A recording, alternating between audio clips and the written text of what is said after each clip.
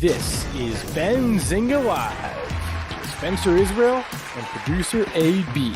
What's up, everybody? How are we doing? Someone told me buy high, sell higher. Let's get Matt Hammond on the show to talk some IPOs. Jacek from Trend Spider. We have a breaking news. Oh, what's up? Yes, we are early. Why are we on before we're supposed to be on? Great question. I'm glad you asked. Astute observers of this show will note that we go live every day at 11:30. So why are we on at 11 o'clock? It's because today is a bit of a special show for us. We got a lot to get to in the next 3 hours here. We're going to start the show off with something a little bit different today. Okay, we're not going to talk about Elon Musk or Twitter yet. We'll get there, I promise, but not yet. What we're going to do for the next few minutes here is preview a Shark Tank style, it's just Shark Tank competition that is happening a little bit later today. We have partnered up with a company called Start Engine. You may have heard of it if you're into the crowdfunding space. They're having as I said, a Shark Tank style competition later today. There are 5 finalists that are pitching Kevin O'Leary. But before they pitch Kevin O'Leary, they are here. They are joining us here on Benzinga Live to give us the quick elevator pitch of their company, what they do, why we should care. And that'll be the preview, the pregame show, if you will, for the actual pitch that is going to happen at noon. An hour from now, right?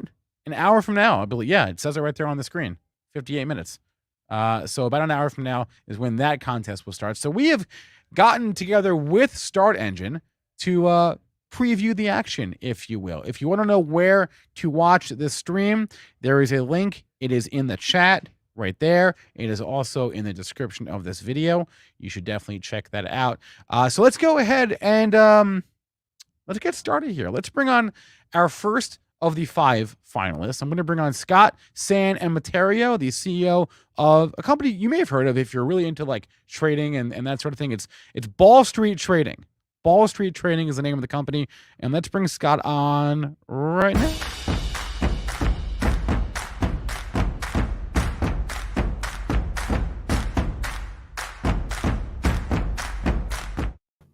Scott, welcome to the show. Spencer, how are you? Doing fantastic. So I mentioned you are the CEO, of course, as it says right there, of BallStreet Trading. What do you guys do? We are creating real-time prediction markets for fans to compete against each other in real time during any live event. We really want to create the competitive layer of the fan viewing experience, and we think leveraging peer-to-peer markets is the perfect way to do that.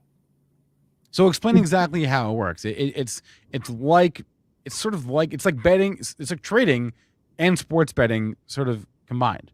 It's a little bit of DraftKings, a little bit of Robinhood. So basically, we are taking any outcome and we are creating a contest around it where you're able to trade it much like an option. Our markets will trade on the probability from 0 to 100. If the outcome is successful, it will expire at 100. If the outcome is not successful, it will expire at 0. It's up to everyone in that contest to basically out-trade everyone else in the market. So this morning we woke up, Elon Musk, Twitter news everywhere. We already have a market up asking if Elon's takeover bid will be successful or not, and people are already trading it.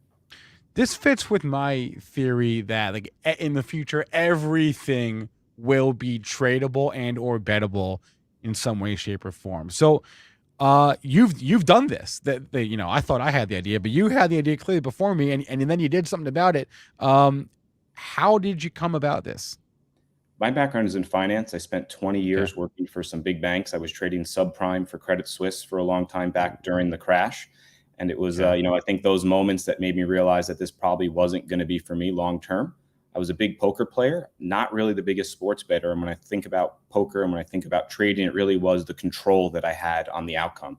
And that's where the seed for BallStreet ultimately came to. How do we give agency back to the players? And trading in live markets really is, I think, the perfect venue for it. So you're, of course, one of the finalists for the Start Engine Shark Tank competition in an hour from now. If you could summarize your pitch to Mr. Wonderful, Kevin O'Leary, what is that pitch? Our pitch is we look like a fantasy and gambling company, but instead we're actually a marketing company. Because when you think about what sports betting really is, it's about engagement. And for us, we're able to attract high level viewership and engage them for the duration of those events. When we're seeing average app open times north of an hour for an NFL game, we have the ability to truly be that second screen and create gamified content. Last question. What's the activity like on the platform? It depends on when that is. I mean, admittedly, it's best right at kickoff, right at tee off for the Masters this past weekend. And when the games are going live, our markets update every 1 second. So the markets are truly alive, and the more volatility, the better. Wow. All right. We're getting some feedback in the chat, some positive feedback. John Lewis, such a great idea, John Lewis. I think Scott would agree with you. Scott San Emeterio, the CEO of BallStreet Trading. If you want to see Scott's full pitch, you have to check out the link to the Start Engine contest in the chat and description. Scott, thanks for coming on today. Spencer, a pleasure. Thank you. All right. I mentioned there are 5 finalists. That was one of them. Let's bring on our next finalist here. I don't have, full disclosure, I don't really have any particular order that I'm going in here. I'm just sort of going on the fly because that's how I do things here. Let's bring on Dr. Christina Drake. She's next on my list. Dr. Christina Drake is the founder and CEO of Kismet Technologies, and I see her here backstage, so let's get her on this.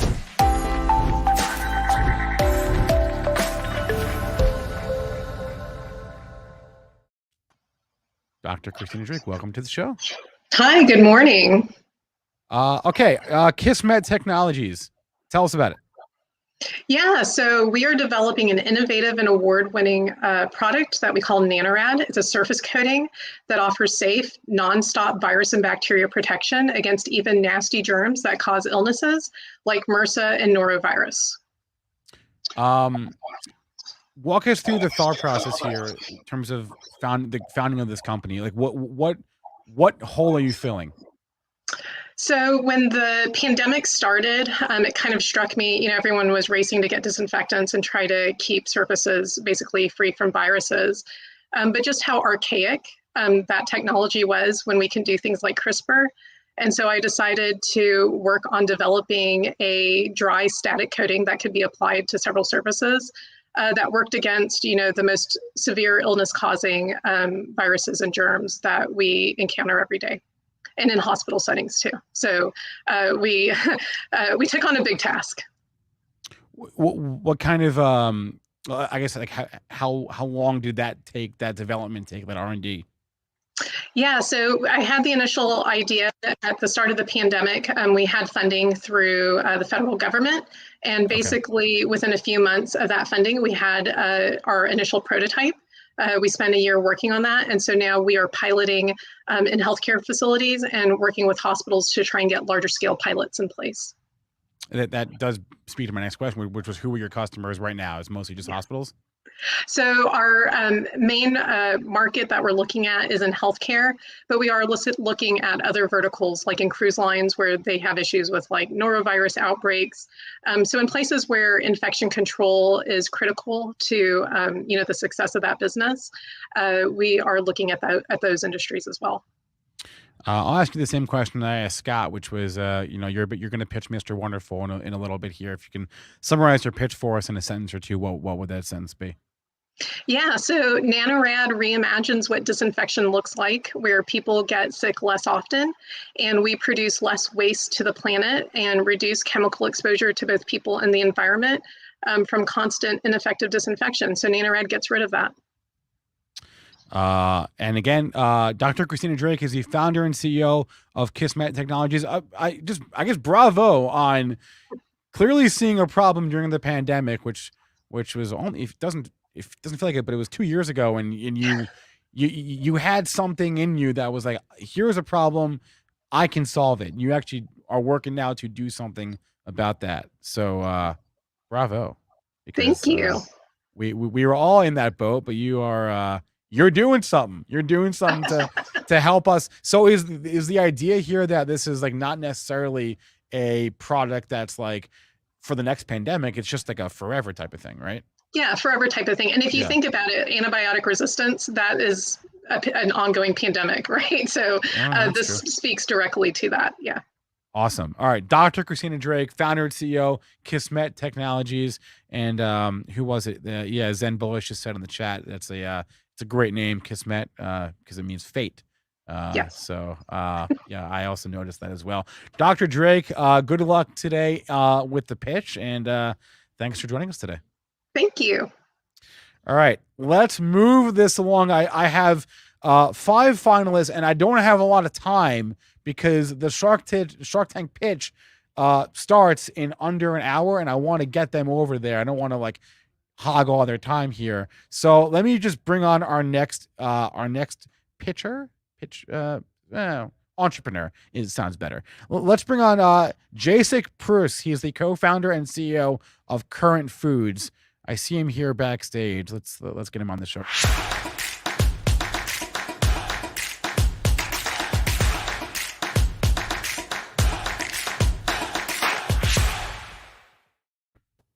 Jacek, how are we doing today? Doing good. Thanks for calling me a pitcher. I've always been trying to get on that MLB game, but yeah. Well, I figure baseball is on the mind right now. So, all right, Current Foods. This is a little bit of a different. Well, you're not a little bit. You're in a very different thing from what we've talked about previously with the prior 2 entrepreneurs. So, tell us about Current Foods and what you're working on. yeah. Well, we're definitely category defining in the sense that probably the leading company that's looking to create the next generation of seafood. And what essentially this means is seafood that's more sustainable, seafood that is, keeping the fish in the ocean, and first and foremost is really delicious. So, we're a pretty young company, but we're moving quick. We went through YC last summer 20 actually. Feels like last summer. Nice. Yeah. So what's the actual idea here? Like what problem did you see that you're like, I can fix this? Yeah, I mean, essentially since 1970, 50% of the ocean fish populations, the ocean fish population has been reduced by 50%, and sharks and mannas by 70%. So life has been getting pulled out of the oceans. And, despite all that, like most of us still decide on what we eat based on how good something tastes. So, we really saw that as a big problem, but also a really big opportunity. I mean, the seafood market is massive. So we thought, hey, let's create really, really good tasting products. And if you can have the same product that tastes, or, a product that tastes as good, if not better, and is environmentally sustainable, doesn't have mercury, doesn't have microplastics, why not? So to us, it's kind of it's a long-term play, but it's a big opportunity. So right now you're developing tuna and salmon, right? That's what it says there on the screen. Yep, exactly. Yep. So we have raw tuna and we got smoked salmon. And the cool part of this is they're really high price food items. So we actually already have cost parity to our animal counterpart. And that's actually very difficult to do in this industry. Can you talk about what sort of regulation there is on lab grown foods? Sure. Lab grown meat is a relatively arduous process. It's not federally approved yet. We're plant-based, so we kind of circumvent all those challenges. We use ingredients that people know, and we have tomato in the back. That's how we get the color of our products. Potato and bamboo for structure. So, we take it from a much more natural route. Our innovation is on the processing techniques. So that's where we really implement texture. Texture is the most difficult aspect to create when replicating a meat. What's your background? I'm curious because we're in a bit of a plant foods bonanza right now between companies like Impossible and Beyond Meat, of course, on the burger side. But what is your background? Yeah, I was an animal rights activist back at the University of Texas in 2016, which was really like limiting my dating options. But that's kind of how I started all of this. And it was fun. But it's really hard. You can tell people, hey, do this, do that. It's good for animals, good for the environment. The reality is most of us are still deciding on taste, price, and convenience. So that's when I pivoted to, get down the business route, get an MBA in entrepreneurship, help found an accelerator for all protein companies, and now found Current Foods. So seafood is just untapped, and it's a huge market. So, and then for your pitch to Mr. Wonderful in an hour, what are you going to say? Yeah, I mean, I think for us, it's just communicating over and over that there's a huge problem. Ocean's losing life. People love seafood and they only want more of it. And we're going to come in and we're going to give it to them at a much more cost competitive rate. And yeah, you know, this is interesting.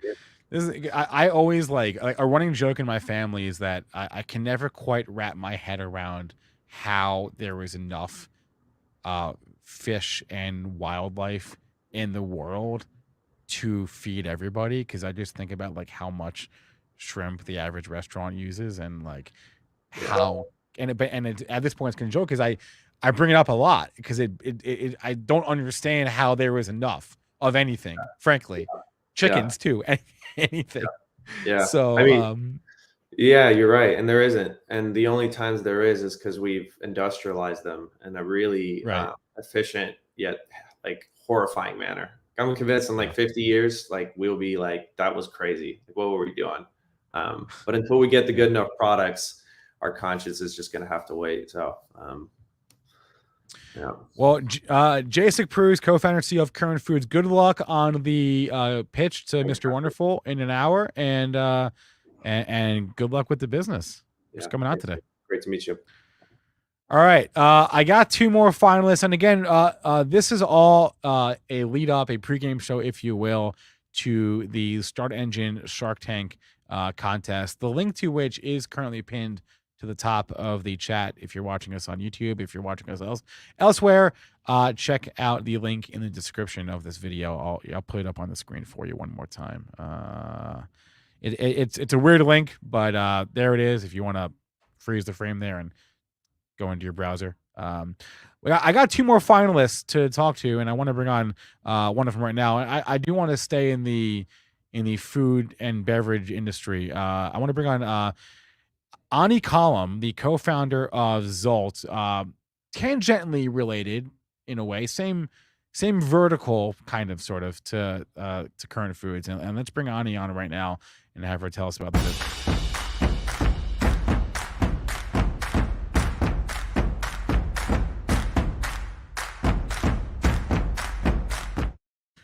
Ani, welcome to the show. Hey, Spencer. Thanks for having me. All right. I sort of teased it a little bit.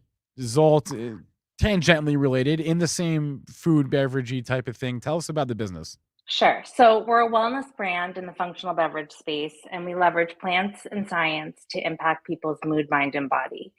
We're on a mission to every day make wellness simple, delicious, and we do that by optimizing kind of herbaceous plants and fungi that are really good for you, and then transform them into really great tasting, convenient drink mixes that you can take with you on the go.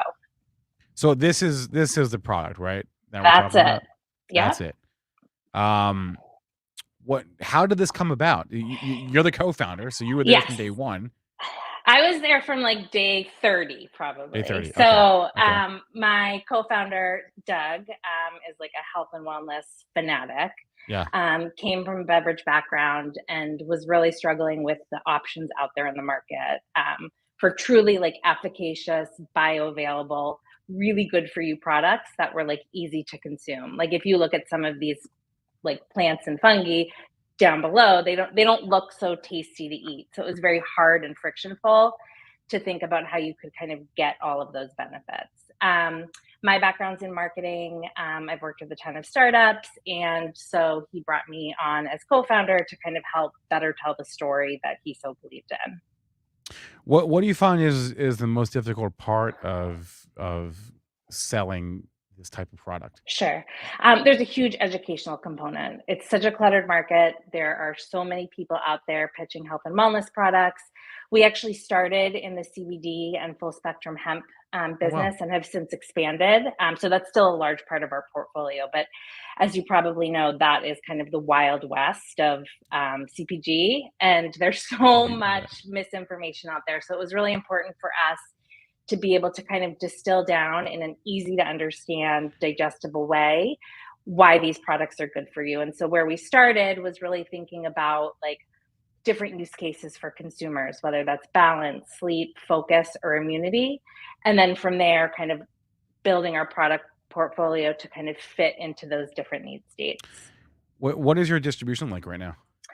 So we are D2C, sell online. We are in Bed Bath & Beyond, not with our hemp portfolio. We will be launching with Kroger online this month, and we are on Amazon. And same question, you're going to pitch Mr. Wonderful in about an hour from now. Yep. So what's that going to be? Well, as Doug, my co-founder, always says, we have one body and you can't trade it in like a car every 3 years. And what we've done is really figured out how to leverage plants and science to really optimize our drink mixes to give people a new way to kind of live more fully and effectively with our powders. Awesome. Well, looking forward to hearing that. Ani Collum, the co-founder of Zolt. Ani, thanks for coming on today. Thanks for having me. Take care. All right, let's go to our last finalist here. Last but certainly not least, I want to bring him on. Matt, is it Sweetwood? Sweet Green. I'm just kidding, Matt. Matt Sweetwood, the CEO of Greener Process Systems. Let's get him on the show right now.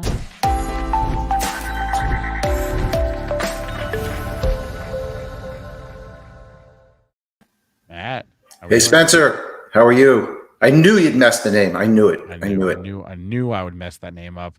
All right. Greener Process Systems. You're about to pitch Mr. Wonderful on your vision in a little bit. Tell us about the company. Okay. We have a patented capture device that grabs the emissions from ocean-going ships when they're in port. Oh, that's interesting. How did this come about? It's a very interesting time to be in the shipping industry at all. So how and when did this come about? Well, we're in the air pollution reduction business because, it's funny, you had your previous guests on talking about food. You don't want to eat food when the air is bad around you. And if you live near a port, anywhere near a port, anywhere in the world, you know that the air pollution problem is significant. It's killing people. It takes away jobs and hours. And it's a very, very bad problem that's existed for a long time. No one's had the solution until Greener came along, and we have the fix for it. So what is that fix exactly? Say it again. Sorry. What is that fix? It's a capture system called Seth, where we literally attach to the smokestacks of freighters, cruise ships while they're in port. We take in the exhaust, filter it into a dry powder. And where does that powder go? It's actually a small amount of waste. And actually what we're looking to do with it is put it into roads, put it into other uses, but it actually is a very, very small amount. It's not hazardous at all. What kind of research and R&D went into this, and how long has it taken you to come up with this? So with this idea? This has been 15 years in the development. It's a problem that's existed for a long time. It's a very complicated problem in the shipping freight industry. I mean, you're not going to see an electric barge. It's just, an electric freighter. It's just not going to happen, though. We've made an electric barge to actually house our system. So we're really excited about that. What can you tell us as far as your customer base and the reaction in the industry to your product? I mean, well, all the ports are under heavy pressure to meet air pollution reduction numbers. By 2025, they have to have a reduction and so on. We've actually successfully gained a contract to install 3 of our systems next year in Europe. So we're really excited about that. And really for you, it's just a question, I guess, of going port by port, right? That's correct, port by port. And if you know something about the way ports work, ports are all of a different variety. They are either sometimes public, sometimes private, sometimes a combination of both. But there's thousands of them worldwide, and the need for reducing this pollution exists worldwide. Yeah, awesome. Well, good luck today, Matt. Your pitch is in about an hour from now. Matt Sweetwood, the CEO of Greener Process Systems. Thanks for coming on Benzinga Live today, and good luck with the pitch. Hey, thanks for having us. We're grateful. All right, guys, all those companies are set to pitch Mr. Wonderful, aka Kevin O'Leary. See what I did there? In about a half hour. Again, that link is in the chat. It's in the description. Here it is on the screen, but I would recommend checking out clicking on the link. You can just click it in the chat right there. next to the stream. And if I can give one piece of unsolicited advice, if I have seen Shark Tank, which I have, we all know the one thing that Mr. Wonderful needs from you, from founders above all else. He needs you to know your numbers. He always says that you got to know your numbers. Consider that a free piece of advice from me, although I'm sure they know their numbers. They wouldn't be pitching Mr. Wonderful if they didn't know their numbers. But check that out, guys. Start Engine. If you guys don't know about Start Engine, they do some pretty cool stuff on the crowdfunding front. Pretty much the biggest game in town in that area. We talk about public markets, obviously a lot on this show, and public companies and stocks. These are companies that are way earlier in their life cycle, but are always looking for investors, and platforms like Start Engine facilitate that. So check them out there. And yeah, that was fun. Something a little bit different, right? We don't do a lot of private company stuff on this show, but why not, right? Anything that is investable should be fair game for us on this show. So I hope you guys enjoyed that. As you will see in a second here, when I zoom out for you, Aaron Bree is not here. Do I have my wah-wah sound?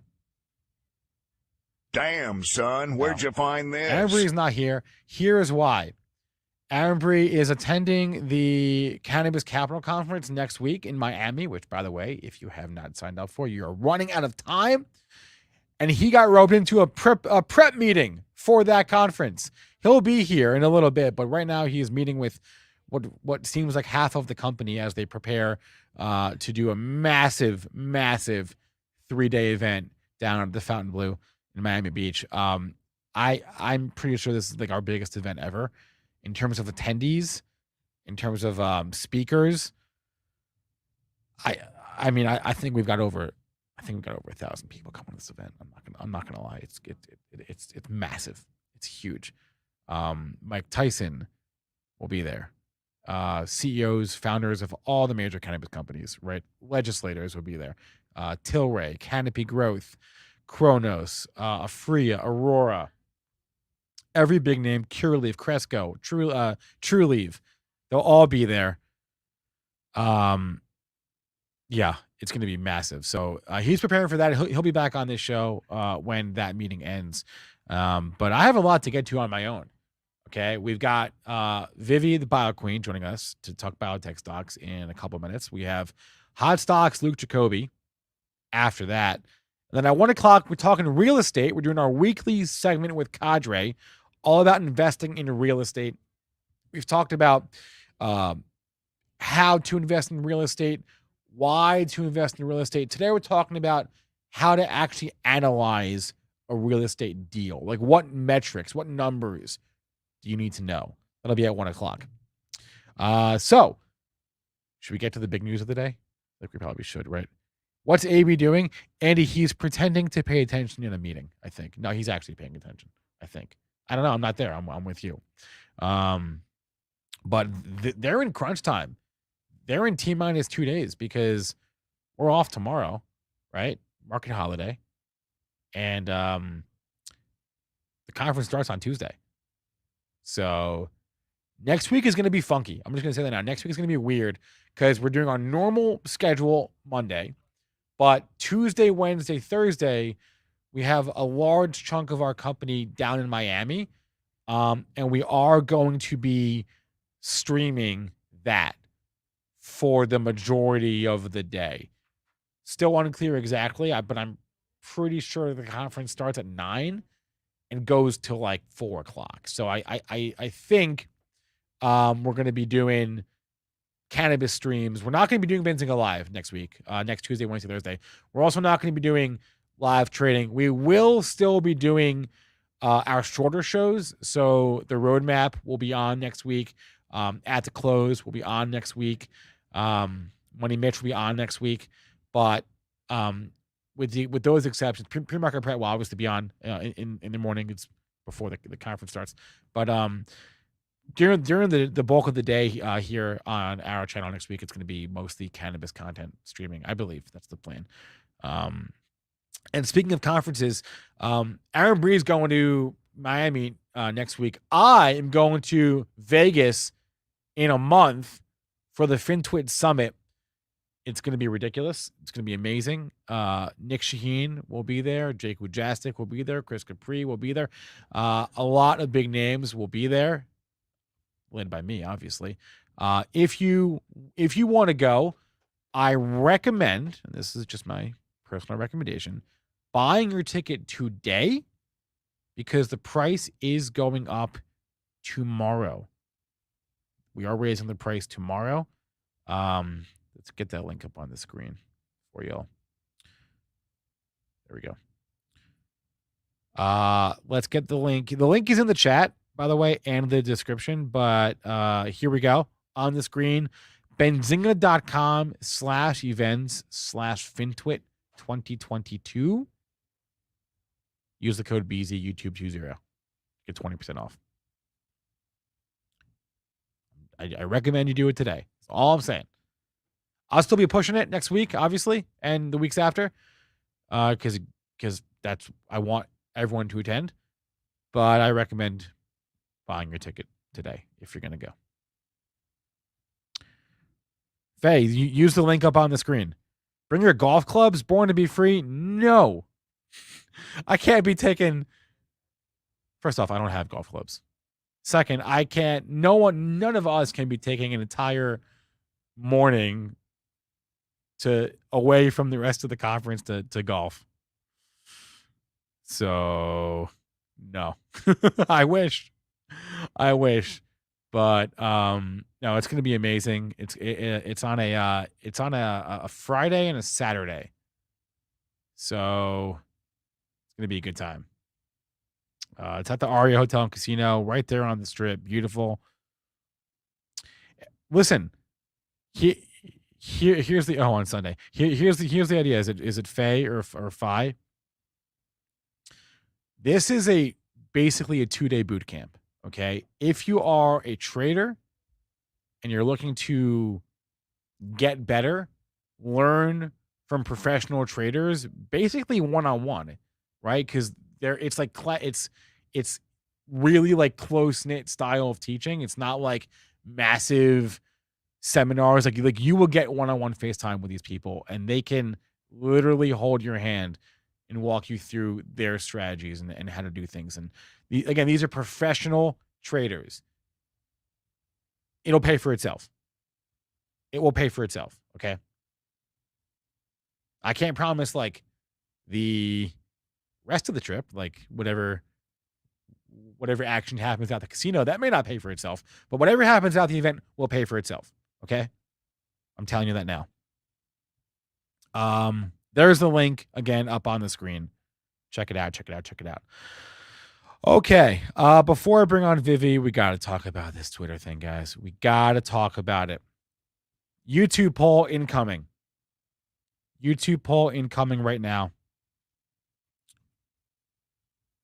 What's the resolution here, do we think?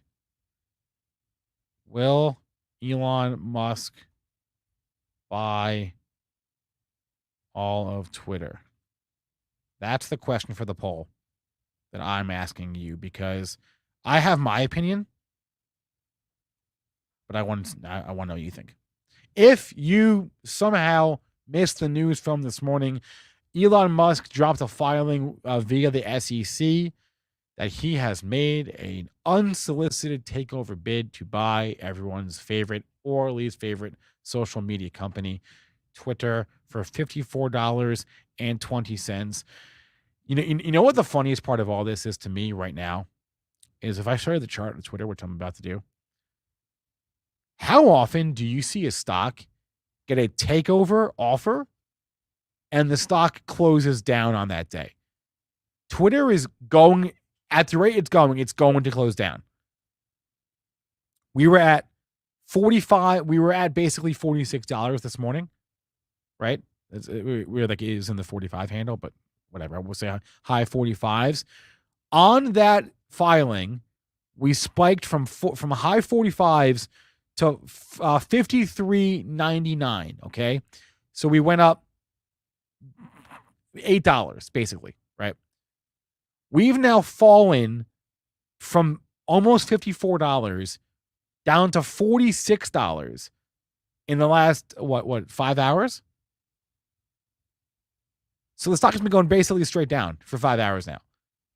It only needs to go another, 20 cents? What did we close yesterday at? We closed at 45.86. So 30 cents. 30 cents and we're back to scratch in Twitter. That never happens. You never see a stock get a takeover offer and then close not up that day, right? There's so many things to break down here, honestly. First off, will Twitter accept the deal? That's the first question, because I know the board is meeting right now. I don't think they do. I don't think Twitter accepts the deal. It's 54.20, right? I don't think they accept. I mean, here, let's just zoom out here.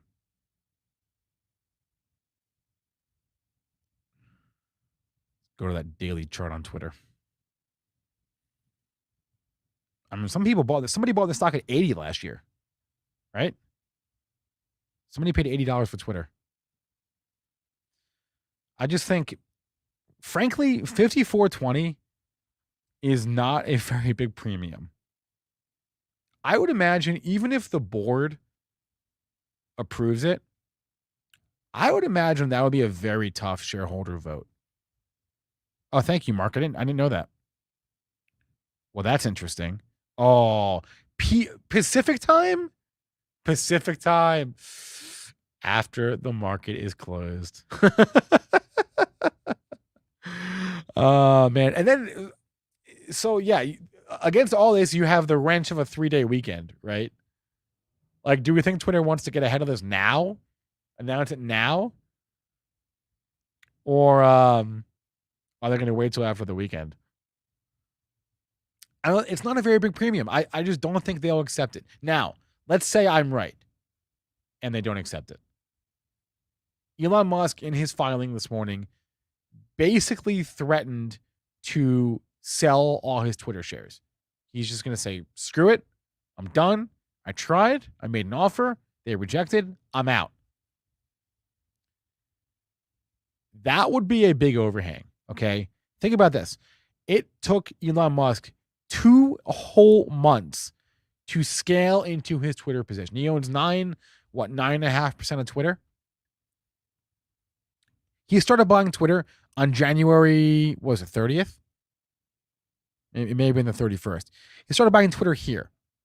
And he stopped buying Twitter the end of March, right? Took him 2 months to get all his buying done. How fast is he going to sell?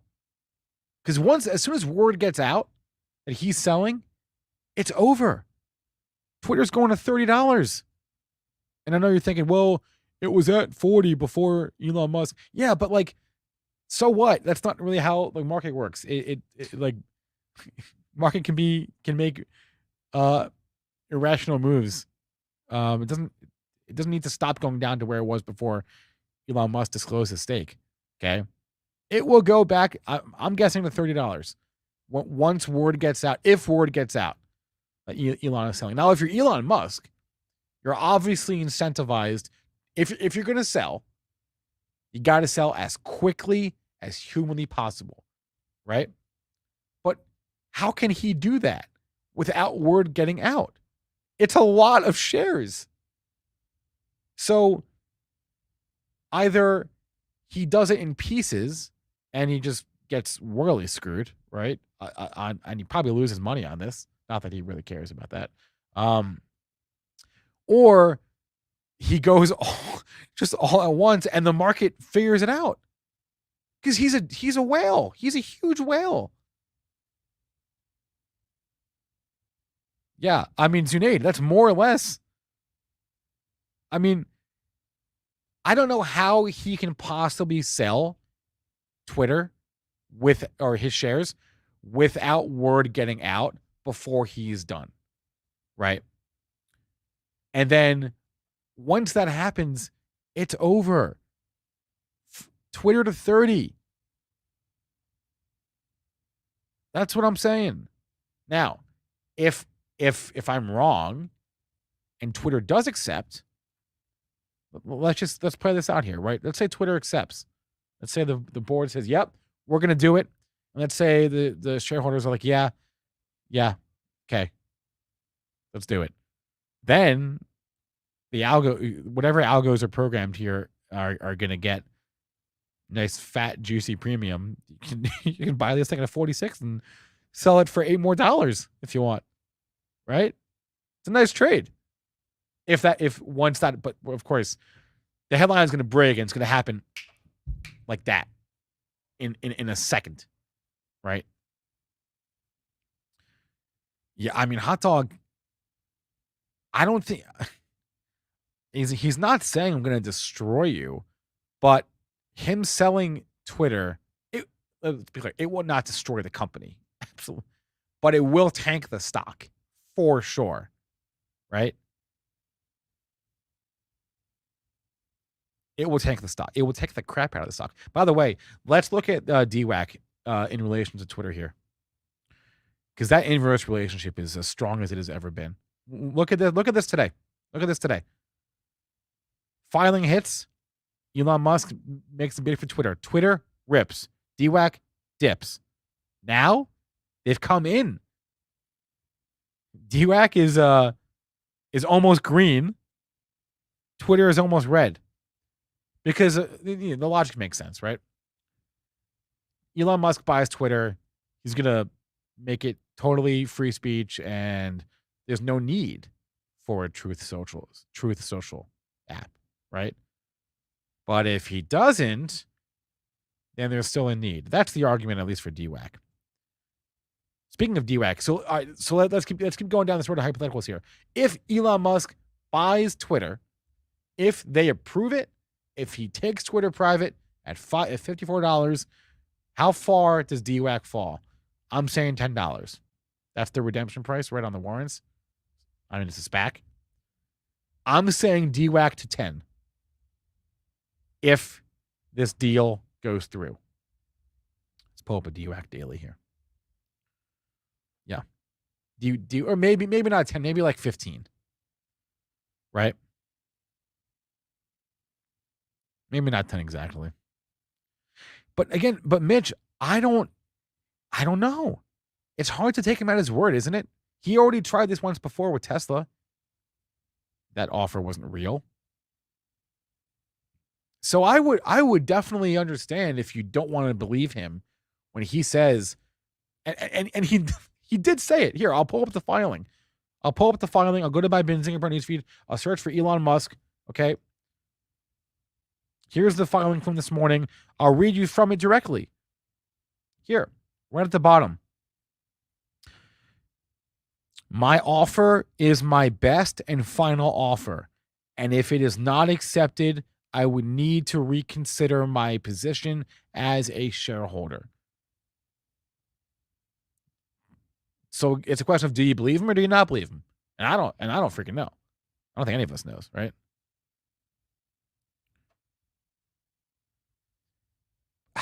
Another good question, Adam. So many good angles here. I'm sure there is a decent subset of the Twitter shareholder base that is thanking the gods today. Thank God for Elon Musk. And there are others that are like, whoa, absolutely not. In no world is this a good idea. Well, why do I have ARC up there? That's weird. Let's go back to Twitter. In no world is this a good idea. What the heck? I have to refresh here. So many different variables at play. People saying this is like a pump and dump or this is manipulation. I don't think this is manipulation. I mean, he's allowed to do this. If anything is manipulative for Elon, it's the whole thing about he didn't file his 13G on time. He was late. That's why he's being sued. But to me, that's a bit of a nothing burger, honestly. But the whole takeover thing. Now, what would be insane? This would be this would be bonkers, but I doubt this is the case. Just imagine if Elon Musk has already started selling. Think about that. Think about what would happen. Now, hypothetically speaking, right? Because I don't think he's doing it, but just imagine the shit show that would happen if he, that would be manipulation, but that would be stupid. So stupid for him. What would be what's the risk reward there? It's nothing. But that would be nuts though, just from a story standpoint. How can the story get any crazier if he starts selling today? That would make the story crazier. Still uneven, man. We live in a simulation. This is all fake. Nothing is real. This is real life Succession, is what people are saying, and I'm inclined to agree. This is Succession in real life. If you watch that show, what we're living it out. I don't even know. If you're short Twitter right now, what the heck do you... Well, if you're short, this is actually probably a great time for you because your downside is capped. This is probably a good time to short Twitter, right? Think about it. Your downside, unless Elon Musk changes his mind and decides to offer 60 or 69, right, or more, then you're screwed. But theoretically, if you believe Elon Musk, your downside's capped if you're short Twitter. Because you know the ceiling. 54.20. All right. No, I don't have any trades on Twitter. Poor Joel. Joel's been long on Twitter for 5 to 6 years. Maybe since I've been at this company. He sold most of it, but he's got a small piece. Hey, let's bring on Vivi Biotech here. I see her backstage. It's been a few weeks since we spoke, and we have some things to talk about in biotech land. And I want to get her thoughts on the Twitter thing as well. So I see her here. Let's get her on the show right now.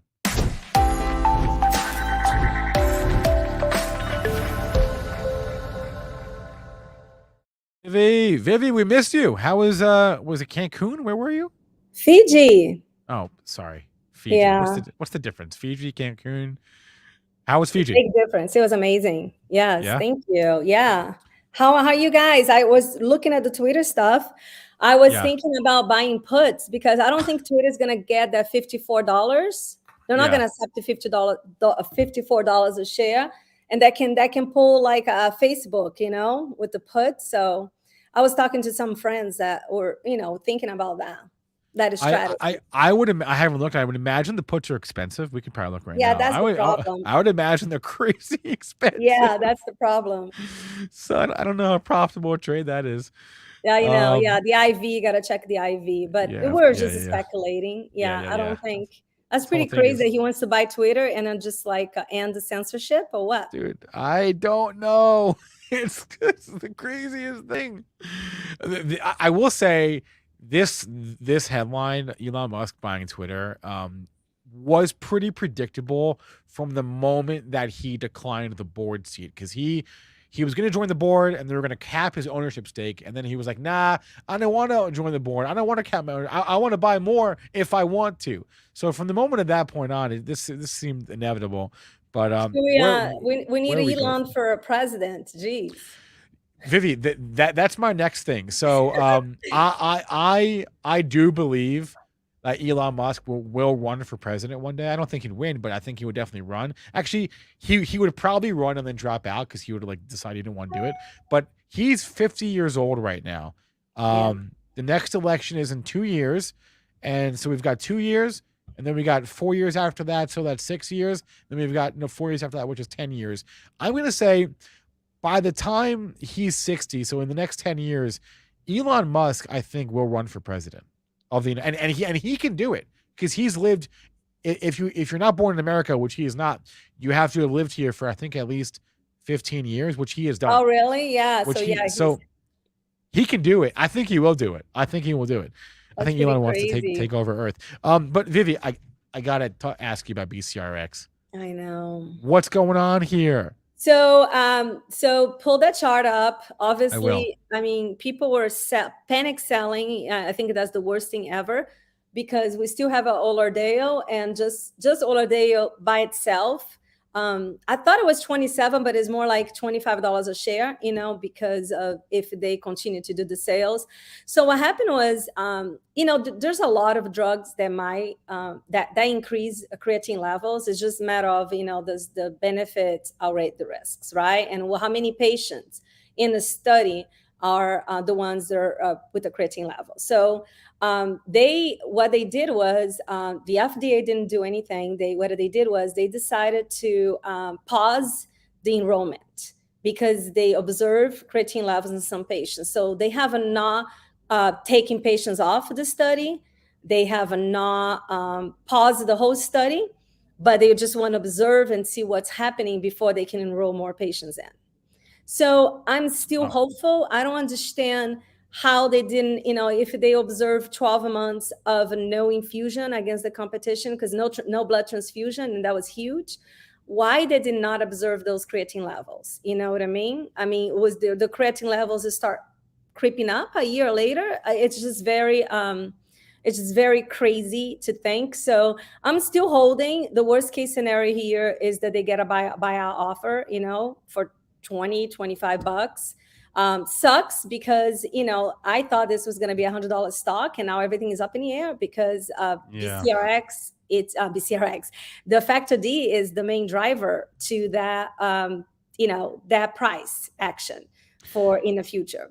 So it could be a buying opportunity if they unhold the studies and find, you know, that the creatine levels were not as much as they expect, and not in all patients. Maybe some patients were taking certain medications that they didn't realize, that maybe, you know, the combination of the two medications are the ones that are causing the creatine levels. That could be as well.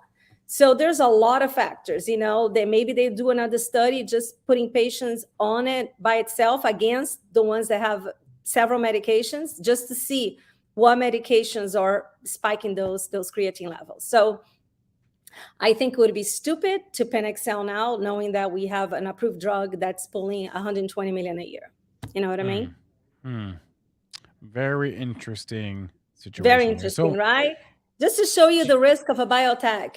It was like, oh yeah, we skipped to phase 2. We're going straight to phase 3. We observed 12 months of data. This is going to be amazing. And it's just like, you know, it makes you, obviously, I haven't stopped trading biotech, but, you know, by looking the XBI and all these companies are trying to survive, it's very discouraging. You know, it feels like, you know, when we had the tech crash, now we have the biotech crash, right?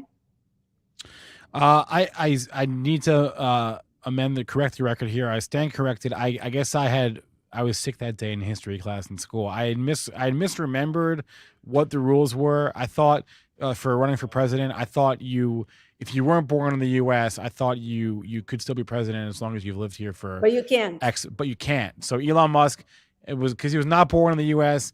Cannot be president unless they change the rules. Which, hey, they can always change the rules. Don't count that out. So I stand corrected. Elon Musk not for president. Elon Musk for Lord of the Earth. Secretary of something. Lord of the Earth. The U.S. is too small for him. He needs to go bigger. He needs to be Lord of Earth, I think. I also wanted to point out RDX. Remember how ARDX, that was another huge letdown? Yes, I do. Yes, huge. Wow. So the good thing is they're conducting phase 4 studies, and I just saw the corporate presentation where they still have the molecule there for the kidney disease. So I still very hopeful that once they added the additional data that FDA is gonna need it, this drug is gonna end up being approved, because if you look at the corporate presentations, they wouldn't be putting the drug in there as one of their molecules if they were not expecting good data. So I bought it back for, you know, because I do believe there's still hope that this drug is going to come to commercialization. And obviously, I told you guys they just launched a new drug, and just by, you know, for IBS, irritable syndrome. And it's still they still expecting that the fair value would be $3 a share. So you know, if you buy here, you have an opportunity to double your money. So that's my opinion. That when's the so they just launched the product. They just launched the product, and then I don't know the FDA data. I needed to figure it out. I know I'm holding because just by looking at the corporate presentations and the additional studies, they're presenting additional studies on this product. So I think this is going to be, you know, there's going to be a resolution. So I am very hopeful. And then I wanted to talk to you guys about a company that I'm interviewing for.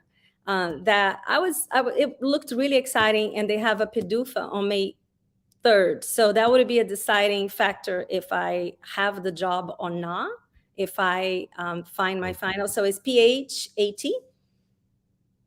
Phantom Pharmaceuticals. Okay. Yes. Let's see. So here, 500 by another company. yeah. So here's what I thought it was really cool.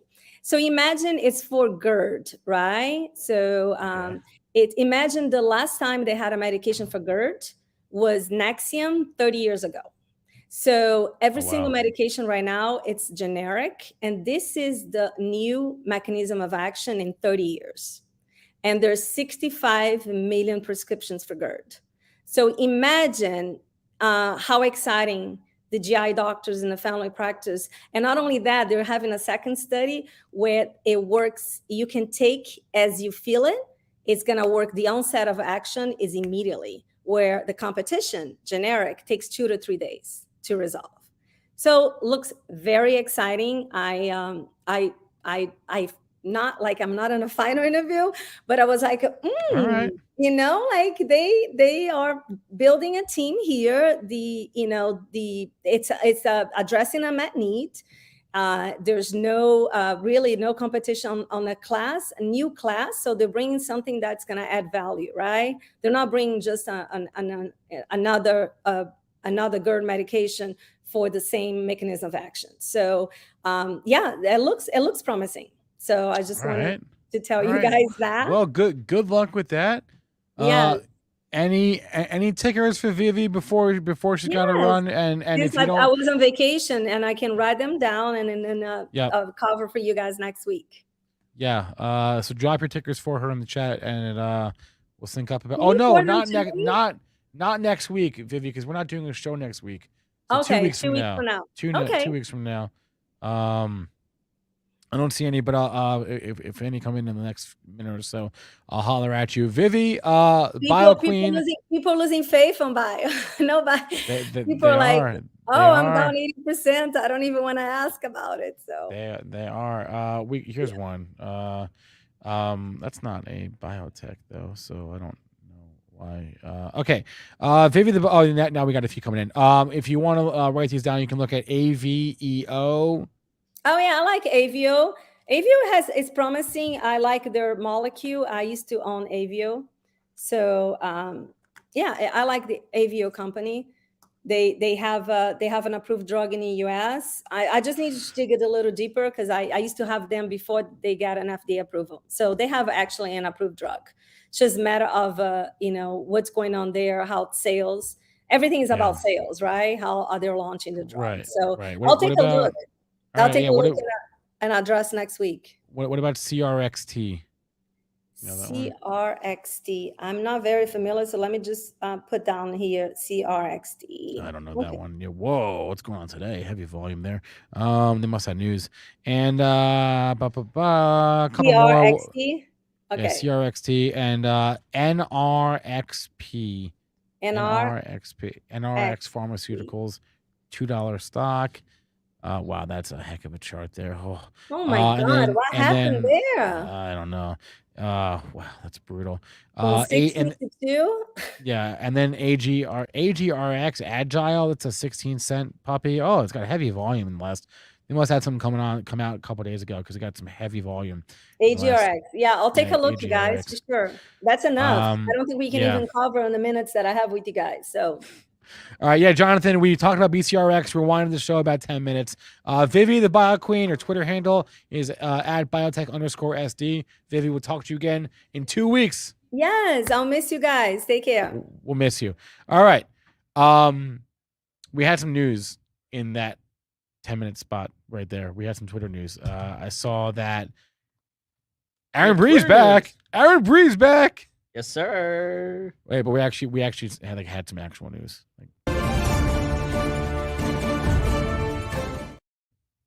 One of Twitter's large shareholders has said no deal. No deal. The Saudi prince Al Walid. Wait, so explain to me how this works. So he's a large shareholder of Twitter. Yeah, but he alone decides that the deal can't go through? No, he's just giving his opinion. So everyone else can agree and he disagrees. It's like a democracy. The deal could still go through? Well, the bigger the fish you are, the more sway you've got. Okay. Right? Because even if the board accepts, it's got to go to a shareholder vote. Right? So I don't know how much of this company he controls, but I'm sure it's a nice chunk of it. Shocker. In other words, what this is saying is a Saudi prince is against free speech. Boom. What's the stock doing? Oh, I think it's red. I think we just went red. Luke Jacobi is here. He wants to break it down as well. Let's bring up Twitter on my pro. Did we just turn red? We did. We just went red. I don't know why my charts are not working for me though. My charts are acting funky all day. Yeah, let's try it one more time here. There we go. GWTR. There's my chart. We just went red. Oh, man. We called it a few minutes ago. What a day. What a day. Oh. Here's an interesting situation that my buddy was in, actually. Your buddy was in this? In this situation. He had like 60, he bought Twitter calls a couple, like I think one day last week after the Elon Musk news came out, but on one of the days where Twitter had kind of sold off a little bit. Yep. And he bought long dated calls that were like $60 strike price. He's screwed. In August or something. No, but listen to this. So he is texting me like this morning before the markets opens, like, God damn it, like all this stuff about the Elon thing. I'm like, what do you mean? This is good for you. You have calls. The stock's up like 7% pre-market. And he's like, no, my calls are at the $60 strike price. And if like the idea is that they're going to get bought out at 55, you're done. Then they're going to become worthless. And I was like, nah, like, I don't know. Like the stock's still up 7%. Like it might not be. So we legit didn't know. I thought the calls were going to open up this morning. He thought they weren't because of this idea that the stock was going to get bought out at $55 and not at his strike price of 60. I ended up being right. The calls were up 20% today. Well, that was 3 hours ago now. I think he sold them. I told him to. Okay, good. I thought, good, let me check the text. Wow. Let's see exactly. Wait, I want to bring Luke Jacobi on here, and I'll let Luke sit in my seat because I know he has thoughts on this whole Twitter thing. And he says he wants to do it with me. All right, that's fine. All right. We only have 2 seats on this desk. Unless you want to wait. You want to go sit in my seat over there, and we could do 3 of us? No, he doesn't want to do that. All right. Luke says Aaron Bree needs to go do other things. Apparently, are there things more important than this show, Aaron? Not to me, but to the powers that be. Is this regarding the cannabis conference? No. Oh, all right. I don't know what could be more important. All right, he's gonna step away, and Luke is gonna come on. Right, Luke? Is that the plan? Luke is gonna just walk all the way around, come on over, take Aaron's seat. Now I want to know what you have Aaron Bree doing. You don't gotta wear the headphones, man. I'm right here. Yo, okay. What is going on, everybody? Okay, what's up, man? Not too much. Right. Are we talking Twitter? We're talking Twitter. It's in the shitter. Patrick Star says this show is too impromptu. Too impromptu. Well, I get a block from 12 to 12:30 every week. It's already 12:05. I'm like, all right, producer AB has got to go. All right, so let's talk about Twitter and let's talk about DWAC. How does that sound? Yeah, I know you have opinions. Okay, so here's my take. Let's start with DWAC and then go back to Twitter. How's that? Start with DWAC. I can do DWAC. All right, can you load me the chart? Got you. All right. DWAC in the mid 40s is too expensive of a stock. I'm curious where everybody else is at. If you agree with that, put a 1. If not, put a 2. I'm not saying from a swing trade perspective. I'm saying from an investing perspective, DWAC in the 40s is too expensive of a stock. So here's my thesis, and zoom us out on the chart a little bit, Spencer. Zoom out. Why would you want that? Can you give me daily candles? All right, there we go. So we see DWAC losing a little bit of its momentum, and we have this Twitter saga that's going on. Here's my take on DWAC. Yeah. We for the most part we agree that the stock is too expensive on a fundamental basis. I mean, there is no fundamental basis. That's what I'm saying. Yeah. And you still have risk that the merger doesn't even happen. Right? We didn't even address that. That's a big risk. Elephant right? in the room. If a deal can't get done, and these deals are really complex to do, I just had to do one at a much smaller scale, literally 1/7 of the scale a few months ago. If the deal doesn't get done, your stock's going from 50 to 10 overnight. That's what the SPAC is going to redeem at. But here's my take on the Twitter saga. If Twitter gets smoked, which I think that it will, I think that all the digital plays, all the social plays are going to get hammered alongside it. If Twitter does get acquired and Elon Musk is taking the company private and he brings Donald Trump back onto the platform, I think that's what I was reading. I don't know what like the conversation is, but that's what I was reading through his free speech comment. Spencer, is that where you're at as well? Yeah, I mean that's the implication, right? Exactly. The implication, he hasn't said Trump, it, but Trump is back on Twitter. Yeah. Then DWAC, Truth as a company, not DWAC as a stock, but Truth as the company, then doesn't add any value to the world. Yeah. So I'm going off of the thesis that the stock is really expensive. You've got this Twitter saga going on. I think regardless, it's a lose-lose for DWAC. And for that reason, I like DWAC on the bearish side. That said, I would not outright short a stock like this, right? Whenever you short a stock that's more than 10x, it's ticking down as you speak. Oh no, it's not. All right, there you go. Whenever you short a stock that's more than 10x, you are signing yourself up for some pain. That's not the way to do it. The way to do it is by long dated puts. The puts are expensive, but if DRAC runs from 50 to 100, which there's a world in which that can happen. You were not going to get blown out. I just had a comment. Oh yeah. So where does DWAC go? Let's just say Elon Musk buys Twitter. I said DWAC maybe goes to $15. Yeah, 10, 15, yeah, for sure. Yeah, I'd agree with you. And we've discussed previously. There is still the risk that this deal does not go through, and DWAC has to find another target, and then it goes back to 10 regardless. Because it's not Truth Social anymore. Now, and again, my take is I like the long dated puts on DWAC, and I want an opinion on that. Okay. 1 in the chat if you like that play. 2 in the chat if you don't. Long dated puts meaning puts expiring like next year. 23s. Yeah. 2023s. Yeah. Exactly. Do you happen to know how much they cost? It's expensive. Pull it up. Let's pull up. I don't have any trading platform open, so I can't pull it up right now. It's gonna cost you like $12, I think, for a 20 strike. Right. Gosh. I know. That's what I'm saying. It's expensive. Ooh. All right. All right. Let's go back to Twitter now. Yes. All right.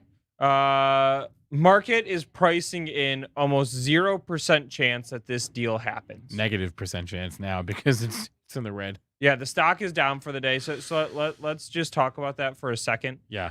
When's the last time you can remember that happening? A stock getting a takeover deal announcement? No, this happens. Does it? Yeah. What stocks does this happen with, Spency? I would say this happens somewhat regularly. At least 5 times a year, 8 times a year. No, not what's the situation? With a confirmed takeover offer on the table and we have the price. Filings. And it closes down. What am I thinking of right now, Spencer? I have no idea. I'm trying to think. Can you curse on this show? You can if you want. All the bullshit Chinese stocks. How many times a year do we see all these small bullshit Chinese stocks right? Their stock price is slowly dwindling, as I like to call it, the slow trickle of death. That's where you don't want to be caught. Yeah. And then the chairman, founder of the company, whoever, comes out and says, I'm buying this entire $3 stock for $12. Stock price spikes. The market realizes it's BS and it's slowly trickles. It's happened. It's definitely happened It for happens sure. all the time. It drives me nuts. It Yeah. drives me nuts. Yeah. I don't know how they get away with it. Yeah. Anyway, back to Twitter here. What is your take? What is your take on this on this offer and whether the deal goes through, whether they accept or not? So we're gonna know a lot more at not a lot more. We're gonna know a little bit more at 2 p.m. Let's start with this. 2 p.m. Pacific time. That's 5 p.m. Eastern. Right. If you missed it, Twitter is hosting an all hands company wide meeting. You actually shouldn't expect anything out of that meeting. That's Twitter that is going to be telling their employees, we value you, we value this company, we serve a place in the world. The board is going to discuss it. So if you're getting into a trade for something that's going to come out of that 2 p.m. Pacific, 5 p.m. Eastern meeting, you're making the wrong trade. Nothing is going to come out of that. I'm telling you now. Let's talk about the other side of it. Yeah. Excuse me. Is the deal actually going to happen or not? Right now, the market is pricing in that it doesn't. If the deal doesn't happen, Elon Musk closes his stake. Zoom me out, Spency. Give me daily candles, please. You feel like you're on pre-market prep with all these daily candles? No, I feel like I'm on Star Trek. Like, beam me up, Scotty. Okay. Check out where the stock was trading before Elon Musk bought his 9.2%. Yeah, I know. Right, it was what, 38, I believe. Is that right, Spencer? Yeah, 39. All right. That's around where the stock goes back to. Oh, I say it goes below that. It may go below that. Yeah. Because what the company will be signaling is that they're not open to takeover offers. So if you have some premium, okay, man, I could rant all day. So when we fired up here, yeah, when we think about the stock price, right? What makes up the stock price? I'm not talking about from like a day or swing trade perspective, Whoa. but if we're actually valuing the company and we're thinking about what makes up the stock price, those $38, $39, part of that value comes from this is a takeover target. There's maybe $2 or $3 of stock price that is built into that $38 that Twitter's trading at before Musk gets his position. That is for this is a takeover target, right? We've heard the names and the rumor mills float around over the years. And so if the company rejects this Musk bid, which it seems like it's going to, then the company is signaling, hey, we're not an acquisition target. All right, so there's a $3 haircut there right now. The fact that Musk sees value in the company, saw value in the company, maybe that adds a little bit to it. Maybe you get some funds that are chasing it. They want to be able to put on their quarterly report, hey, we were part of the story when the Elon Musk saga was happening. But again, when we think about what makes up a stock price, you have all these factors. You have free cash flow that's going to be coming out. You got sales growth. Acquisition premium is absolutely part of that. And with a stock like Twitter, if I'm just giving my gut check as where the market's at, that's a couple bucks right there. Thoughts, Spencer? Is it possible that they are an acquisition target? They're just not his acquisition target. Like they don't want to be like they're finally getting acquired, but just not by him. Is that possible? If there's gonna be a future deal, they can't say that.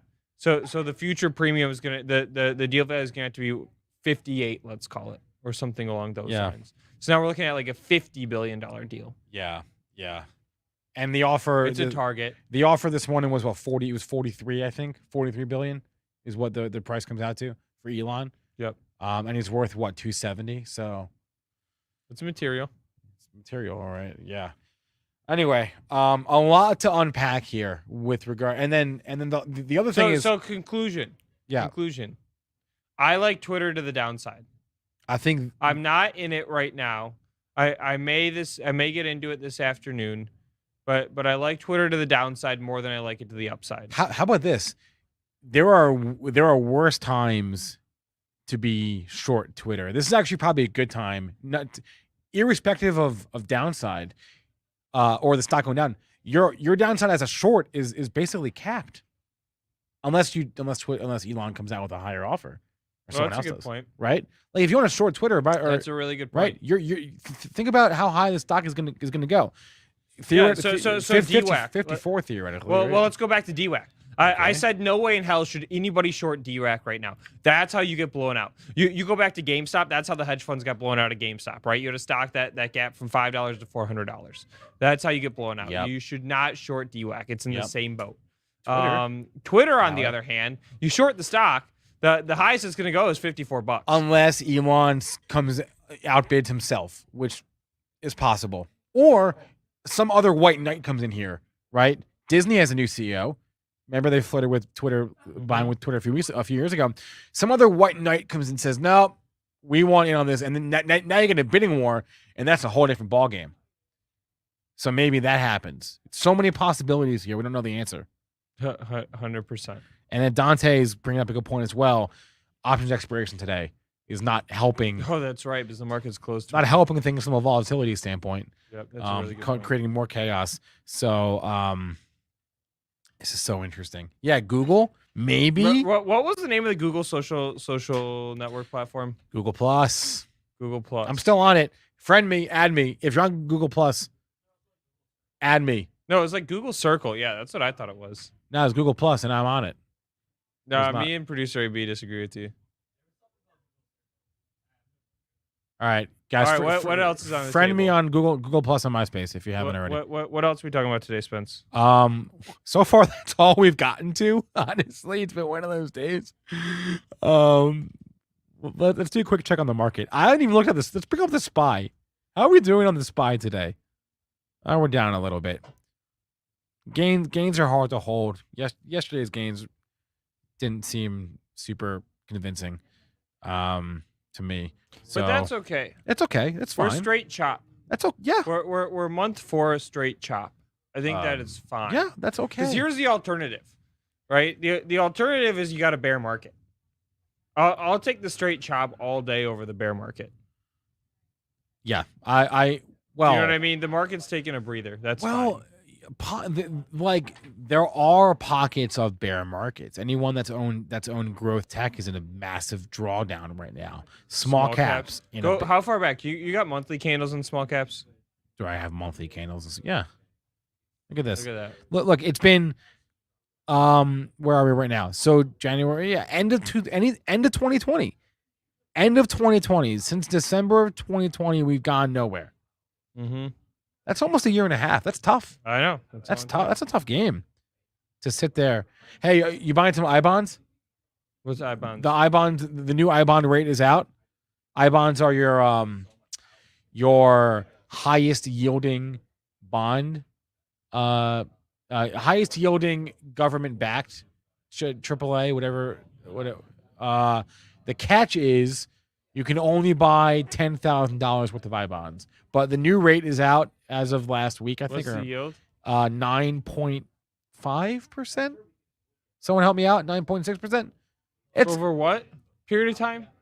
What's the maturity? What is it now? 5 years, I want to say. You get 9% a year? Someone help me out. 9% for 5 years? I looked. You get 9% a year for 5 years? Yeah, they're I-bonds. That's what they do.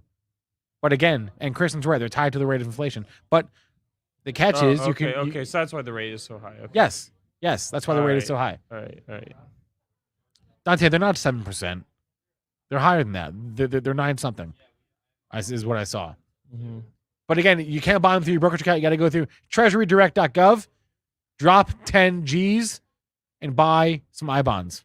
All right, can I throw out a YOLO name right now, Spencer? Wait, I'll put it on the Can we screen. talk about YOLO ideas? Yes, hold on. Treasurydirect.gov. That's the only way. I didn't spell treasury right. That's the only way to buy them. There, now I spelled it right. No, I didn't. What the heck? I can't spell today. Whatever. Treasurydirect.gov. You got any YOLOs for us? Yeah. Yeah? Give me a LOTZ. Your favorite. I wouldn't say it's a favorite. Can you put it on the chart? Give me dailies. Oh, the monthly? On the screen and give me dailies. You don't want the, oh, man. That's brutal. Here's the YOLO here. You got let's say three things in play for car lots. Car lots, used car reseller. Obvious one, of course. All right, back up. All right, valuation. It's a cheap stock. Okay, at the very least, it's a cheap stock. Why is it a cheap stock? There are margin concerns. There are sales growth concerns. All right, does it make sense that it's a cheap stock? Probably does. Here's what potentially makes this interesting. Is we're headed into car buying season, and you had the CEO of CarParts.com, ticker PRTS, which is a cash flowing, growing, nice business, leave as CEO of CarParts.com to come to car lots, right? He wouldn't have made that move if he didn't think there was a ton of money to be made in the equity, right? It's a business that's in a worse spot. There's way less security tied to it. So because he's going over to car lots, we're about to hit summer buying season. I think that we're going to start to see shakeup on car lots. That's why I think that is sort of interesting from a YOLO play. Okay. And I think I prefaced that appropriately. This is a YOLO. This is certainly a YOLO. That's $1 stock. Yeah, what's your YOLO play, Spence? I don't have any YOLOs right Sunshine? now that I've thought through. I mean, Can we look at SBFM? do we have to? I'm just curious where it's hanging. Oh wow, you got a technical support there. Wow, you got a bit of a double bottom at Look at those highs too. right here. Look at those previous highs too. Wait, so what's that low? 415, and we're at 411. So we just kind of fell through it there, but we're hanging on for dear life in Sunshine Biopharma. From a pure technical standpoint, you're right there at the floor. If you can hold this, okay. If not, I'm in the market for some YOLOs. I don't have any right now. I've got my swing trade. Do you guys know Do you them? like my YOLO? Do you get my point? It is a cheap stock. Yes. It's cheap for a reason. It's got margin concerns. It has revenue concerns. But again, given that the CEO left a nice, comfy job at CarParts.com, was making millions a year, to go to this lesser-known company, and we're about to hit the nice summer buying season, that's what I think makes it interesting. A YOLO is only a YOLO if you put the idea in the ideas widget on Benzinga Pro. Did you put it there? Not yet. Not yet. There we go. I threw a couple ideas in there yesterday. One was a super boring play. I don't want to bore you with that. And the other one, yeah, that was my boring play, FRDM. My other one was Qualcomm. And the thinking was this on Qualcomm. Actually, I'll just go straight to my idea, right? Is Qualcomm report 2 weeks from today? That's the earnings date. 2 weeks. And they're coming on our show. I have to spoil it. I didn't even tell people yet. But never mind. Post earnings is a whole other thing. But heading into earnings, and this is what I said yesterday in Benzinga Pro. In the last 3 years, Qualcomm stock has risen by an average of about 2.5% in the 2 weeks prior to an earnings report. If you look at just the last 2 quarters, the stock is up an average of 7%. If you buy it 2 weeks from the earnings report and you hold it till the earnings day. So you're selling it on 2 weeks from today before the report. So recent history is that Qualcomm trades up into its earnings. And yes, we will have the Qualcomm CFO on this very show. It'll be on April 29th, which is a Friday, the day I believe it's the 29th. Yeah, but we'll have Qualcomm on this show to discuss their earnings. But that was my idea. Buying Qualcomm into the report 2 weeks from today, selling it the day of the report. This is the shittiest YOLO trade ever. Dude. This is not a YOLO trade, Spencer. I'm not saying the trade is bad. All right. This is your YOLO trade. It's Qualcomm. All right. Fine. You want a YOLO? On a $6 swing trade? Fine. You want a YOLO? I bought this and I sold it. Thank goodness I did. I bought this a few weeks ago. Sold it after. Yeah. See, this is a YOLO. Okay. This is a YOLO chart. Okay. Vivi just came on, told us how screwed they were. You want a YOLO? YOLO some BCRX. I don't freaking know. I've got a bunch of bullish swing trades on, right? I've got my Altria swing trade on. That's MasterCard. I got MO. I got that swing trade on. I got my Shopify. That was a good one. I got my Shopify swing trade on. Shout out Altria. My Shopify swing trade, I'm going to sell if it gets to 500. All right. I've got my Callaway swing trade on. Eli, not working out for me. I've got my Fwonk Formula One swing trade on. It's sort of working out for me, kind of, sort of, a little bit. I got a number of swings. All right, on wait. Now we got some in the chat. What do we? I can't see. It's too small. Okay. You got SEAC. Oh gosh. Triller merger. Is that still happening? Which I think may not happen. Is that still happening? I don't know. We'll see. Wait. What's this you one got here? Lucid. All right, Lucid. As a YOLO. LCID. I was saying this about Lucid's cars. I like the look of them. That's all. I don't think it's that cool. I saw one for the first time. Not impressed. Right. In Miami. I have yet to see. Oh, you were in Miami for a Bitcoin, right? Yep. How was that? Bitcoiny. Bitcoiny? Did you come away more bullish or more bearish or neither? Neither. That's fair. All right. I don't know. It was like whatever. It was fine. I have yet to see any. Hut in there is a I have YOLO. yet to see any of these new EV companies like the cars on the road. Some of them are actually making cars right now. Okay, what about Rivians? You seen Rivians? On the road? No, I have not. What? We live here. I've seen like 8 Rivians. What? You've probably seen one and didn't even recognize that it was a Rivian, which is probably a problem for the company. Oh, really? Yeah, Shit. they look sort of cool. It's basically like a Ford Ranger. Imagine a Ford Ranger with bug eyes in the front. Can I just get a Ford Ranger? Yeah. By the way, there's someone in our building who drives a really cool like vintage Ford Bronco. Have you seen that? No, you don't. The red one, Shout Aaron. out OJ. Yeah, this red Ford Bronco. Yeah, the reason Luke doesn't know about the Ford Bronco is because Luke gets to park in the VIP parking. Wait, deck. Spencer, do you know what car We I parked next to? we don't get to park in the VIP lot. I parked next to the. So you got the cool Bronco. Yeah, That new EV Ferrari. It's cool. It's really cool. I would park, get one. I park next to Broncos. He parks next to Ferraris. Shout out OJ. Seriously though, who owns that Bronco? Because it's very cool. Is it someone here? I wonder if it's somebody here. It's someone like at Benzinga. I don't know. Let's find All right, out. can we get back to a couple stocks? Can I give you a couple more names? Yeah, we got a couple minutes. Go for it. Got a couple minutes? Yeah. All right. So we talked about DUAC, like it to the short side. It seemed like the crew is with that. Twitter also like to the short. Wow, I got ideas today. Also to the short side. Seemed like the crew is on with that. Lots. That's the YOLO trade, LOTZ to the long side. Group chatters did not like that one. Baba. Give me a Baba still. I've not looked at Baba Still to all the long week. I've side. looked at the stock all week. Yep. Still like it to the long side.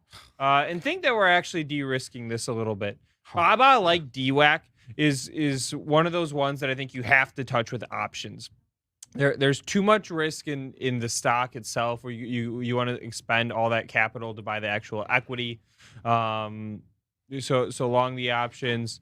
Facebook, FB, that's the other big position. You're still for me right bullish. now. You're Still bullish. still I gotta bullish. get the updates, Spencer. Yeah. Okay. Before we let you go, Luke, I want to give you a chance to talk for a second about the Vegas thing because I've spoken about it to the chat at length, but I want to hear from you. First off, you're coming for 2 years. Yeah. Okay. For 2 years, people have been asking us to host a big event, party, education, whatever it is for individual investors. All right. 2 years during COVID, we have not been able to do this. So I'm going to ask this to the chat. If you are going, I want to see a 1 in the chat. If not, drop in the 2.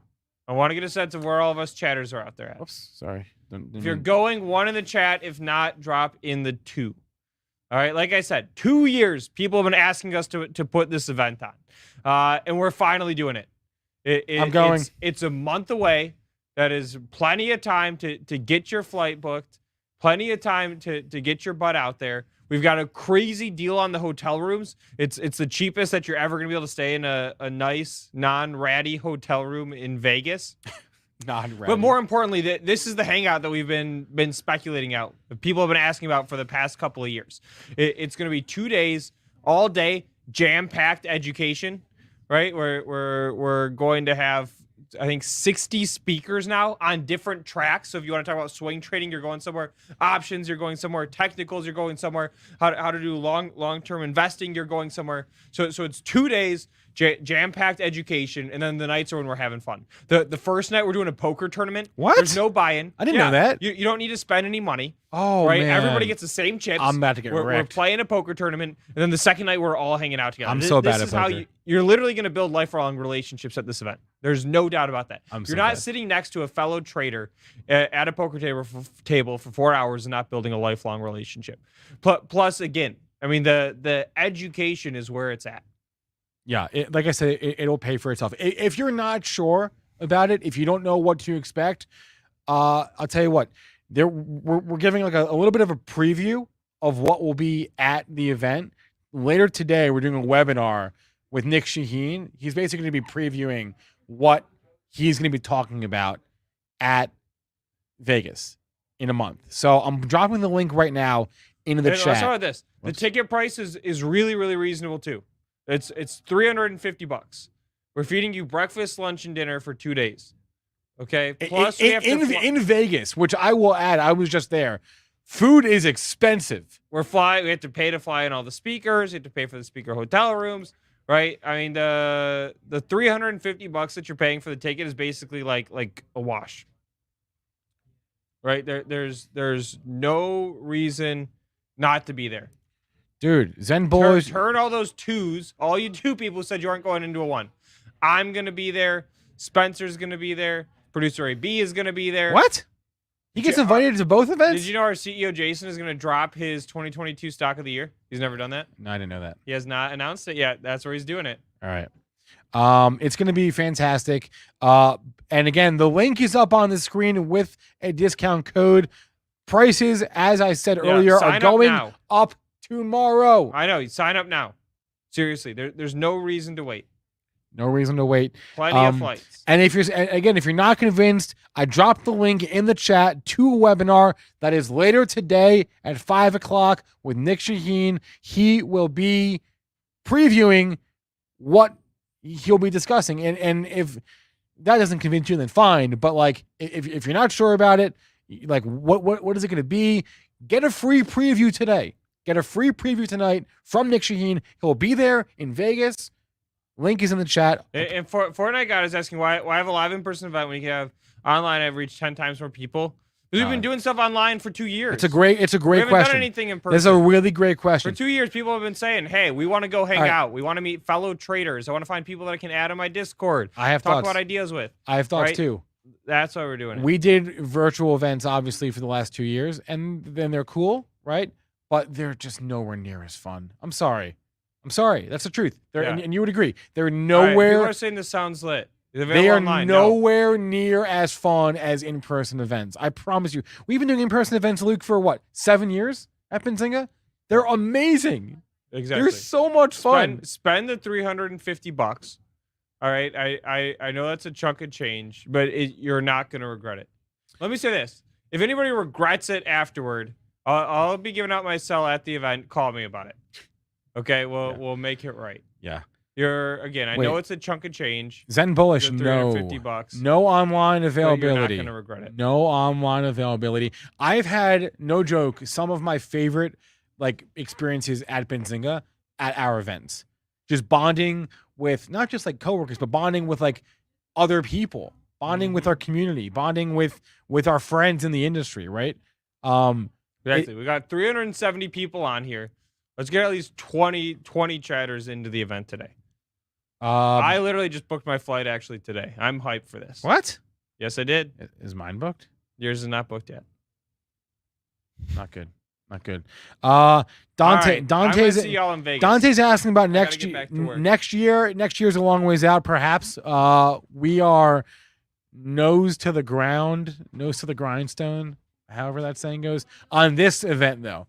We got 2 events to get through. We got Cannabis next week and Fintwit in Vegas next month. A lot is going on. You should see the events team right now. These guys are pedal to the freaking metal.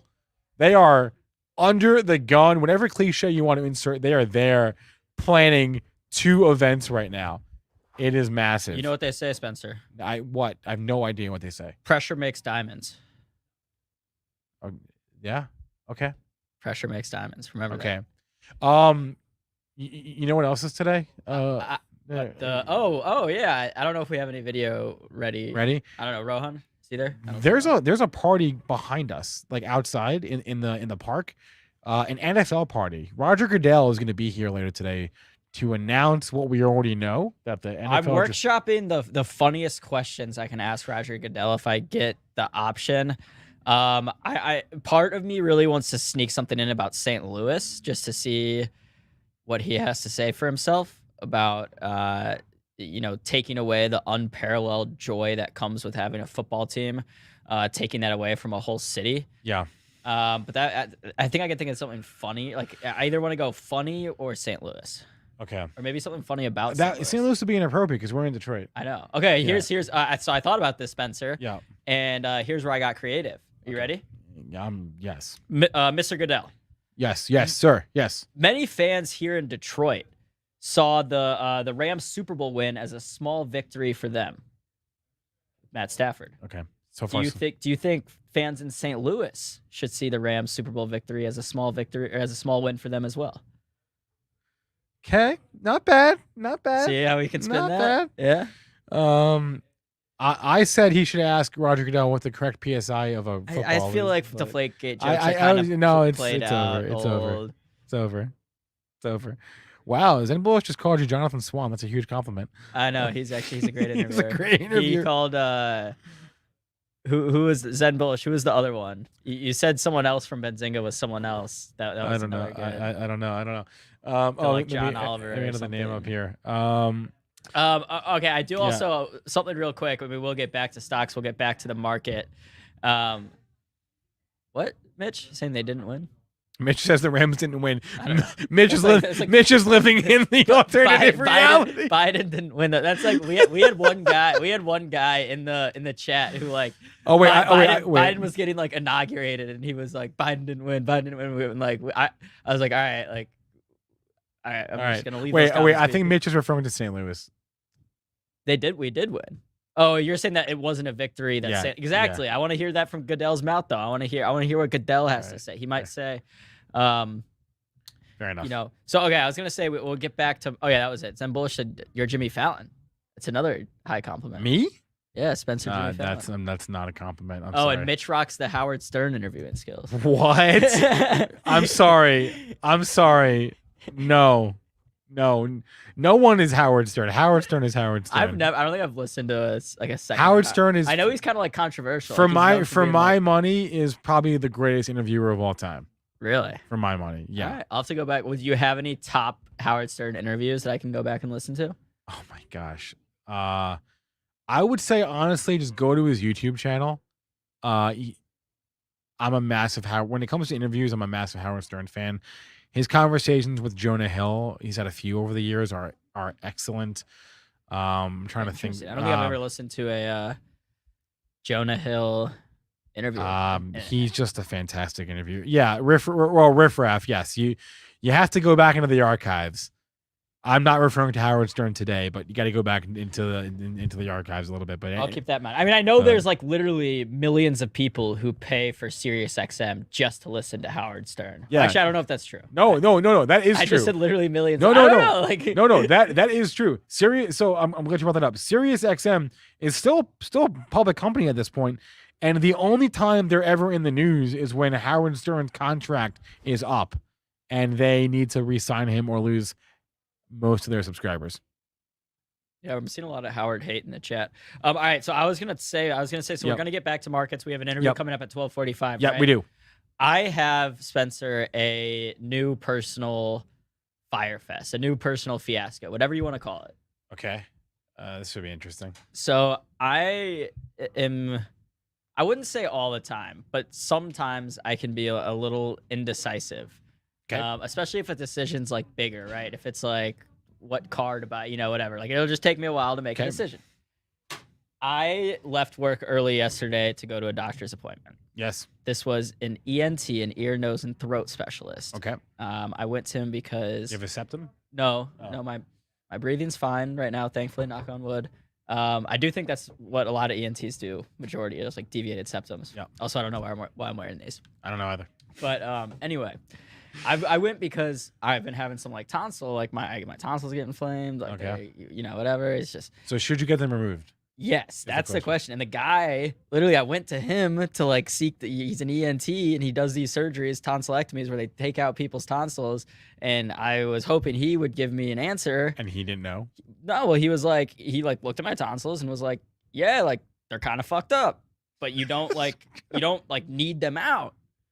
And so I was like, so? And he's like, so you can get them out if you want them out. And I'm like, okay, this doesn't help me.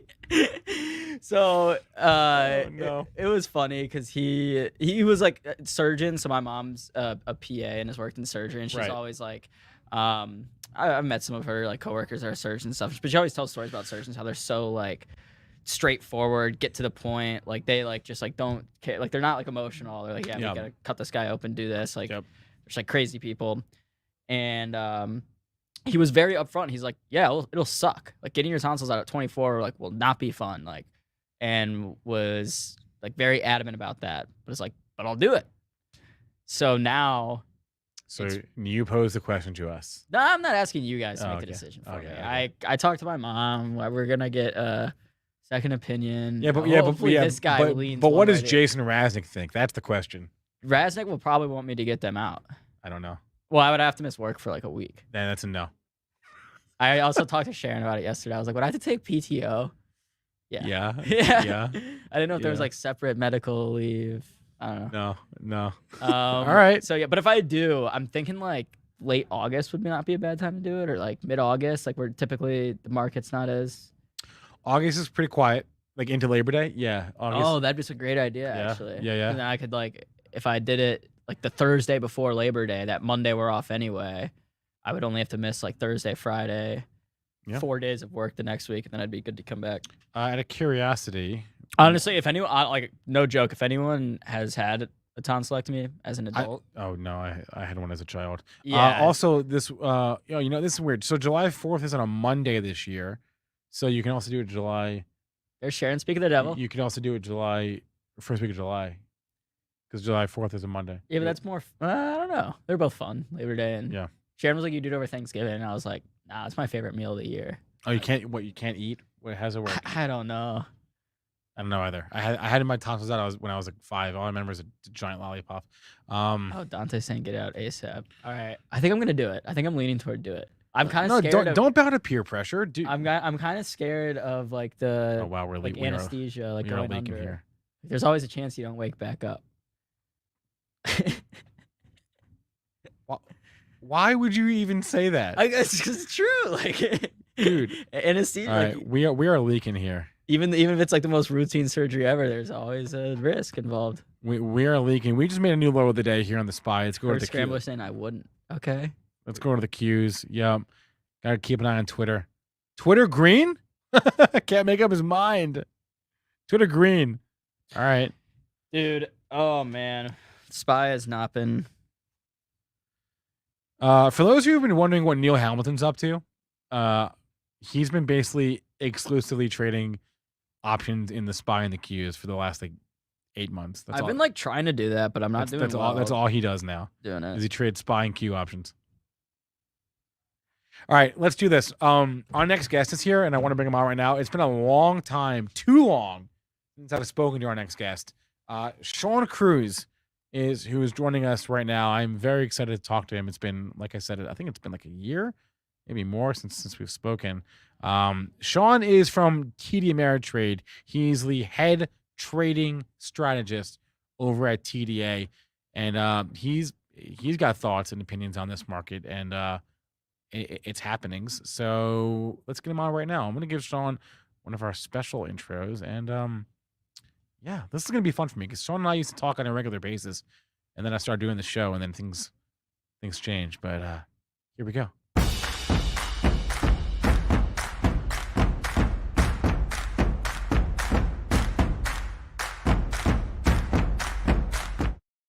Shawn, it's great to see you, man.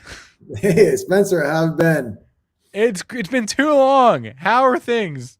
that, if we're in Chicago, I'm in the office sometimes I'm not. I try and get in there as much as I can, but things have been busy, and I'm sure for someone in your business, you have had nonstop content to talk about with markets. I'd say probably since around the time we stopped having our calls every week or two, we would chat. Yeah. And all hell broke loose right after that. Yeah, right after that was when all hell broke loose. Maybe we never should have stopped those calls. Maybe that was the problem.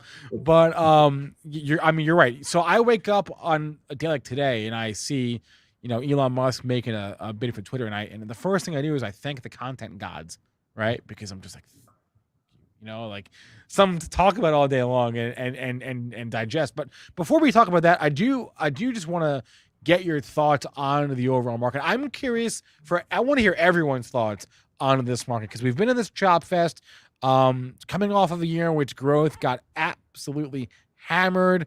No real consensus on the direction here going forward. Fed trying to play catch up.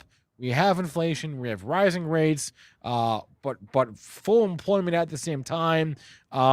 So give us your overall view of, I guess, like the market and the economy separately, because two different things, of course. Yeah, I mean, I think for the economy overall, we're trying to get a sense of, okay, we went from, there's some bottlenecks in certain parts of the supply chain. Semiconductors are certainly hard to come by. It's affecting a few areas with direct exposure.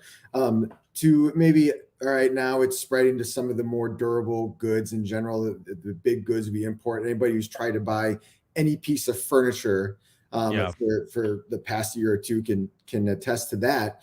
But what is really changed going into this year is there is really nowhere being spared right now from supply chain issues. The reason we care about supply chain issues is shortages, whatever you want to call it. At the end of the day, it leads to higher costs for companies. And it previously was, you could almost go out there and pick and choose the handful of industries that were really affected. Now there is really not one single industry being spared. I can't think of any company out there that this isn't becoming a concern. And it's not just that, all right, we've got some holdups in the manufacturing plants. We can't get these ships into harbor, into port in LA to offload the goods. It's going, I mean, all the way as far upstream as you can go to the raw commodities. And once again, it's not just in some of the metals. It's not in lumber. It is absolutely everywhere. Almost every commodity out there is also being squeezed. So no matter what you do, you are impacted by this. So it is the breadth of this and the impact on the economy is really quite breathtaking, I think. And it's going to, the question is this a blip? If you look back at past times where we've had massive commodity run-ups, they usually reverse themselves very quickly, and that's good. But if the longer they hang around, then they become entrenched, and then they really start to be a big driver of some of these inflationary type items that we track. Wages, you can pay a one-time bonus, that's fine. Markets don't really care about that from a business standpoint, not a going concern, a big deal. You can't raise someone's wages to 15, 20 bucks an hour and then a year later say, hey, you know what, crude oil, gas is back to $2 a gallon. I'm cutting your wages. You can't do that. So now you're stuck. So those parts become sort of permanent fixtures in the overall cost of doing business. And I think we're trying to figure out how that's going to impact the bottom line for these companies alongside a Fed that's tightening. So now the liquidity backdrop, not just for companies, but then for markets is changing drastically as well. So what that leads to is all sorts of uncertainty, and markets don't like uncertainty, especially when the headlines that drive that uncertainty are almost flipping back and forth on a day-to-day basis. It makes this volatility we've seen make perfect sense. And I mean, look at Amazon today, for example. Amazon just announced that they're adding a new fee, like a fuel and inflation fee of 5%. I mean, you got to pass it along. You got to either eat it, and they ate it, as what Andy Jackson said this morning. They ate that fee. They've been eating those increased costs for a while, but at a certain point, they're going to stop, and now they're stopping, and they're just going to pass it along down the chain. And so they're going to pass this cost along to their sellers, who are then going to in turn pass the cost along to their customers, and that's how inflation goes. So like, taking all economic data into account here, what is your general sense of the economy right now? Are we, I guess, like on a scale of like 1 to 10, being 1 being like March 2020, this could be catastrophic, 10 being like everything is fine, nothing to see here. Where are you right now? I would say I'm somewhere maybe slightly north of 5. Okay. And the reason I'm still optimistic, I think there's still growth generally expected. But the question becomes, how much are these pricing pressures really going to start impacting just everyday consumer behaviors? Because like I said, it's not just in certain spots, it's pretty much everywhere. And I think a very interesting report, and you probably won't hear me say this ever again, but I think CarMax was kind of a very interesting report to look at this week, because, and this is a week of kicking off earnings. You got all the big banks, but CarMax was just a microcosm, I think, for what you should expect or what is going to be playing out for the economy at large moving forward. And you have to learn how to sort of parse these things. So everyone at first looked and said, hey, they've had revenue, the revenue's increased. That's great.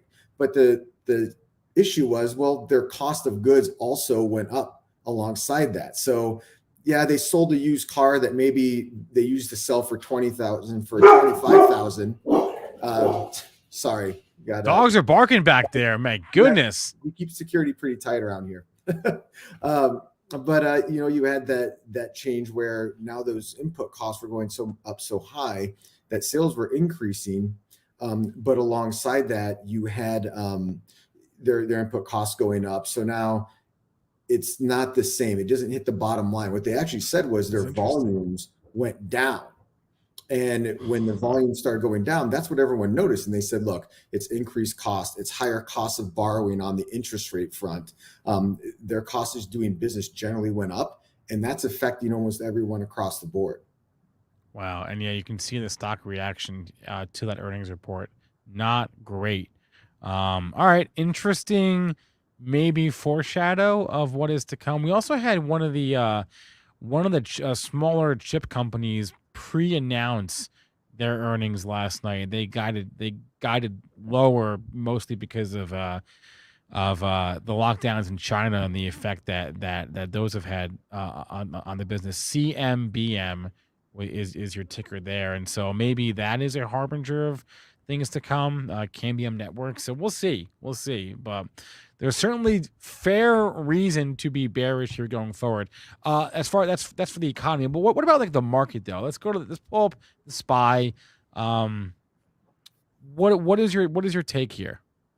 Yeah, I mean, I think you need to make our way through earnings a little bit more before we have a good idea of really what to expect for these companies for the rest of the year. But I would say we're at some pretty important levels, and the levels you can start to watch for SPY.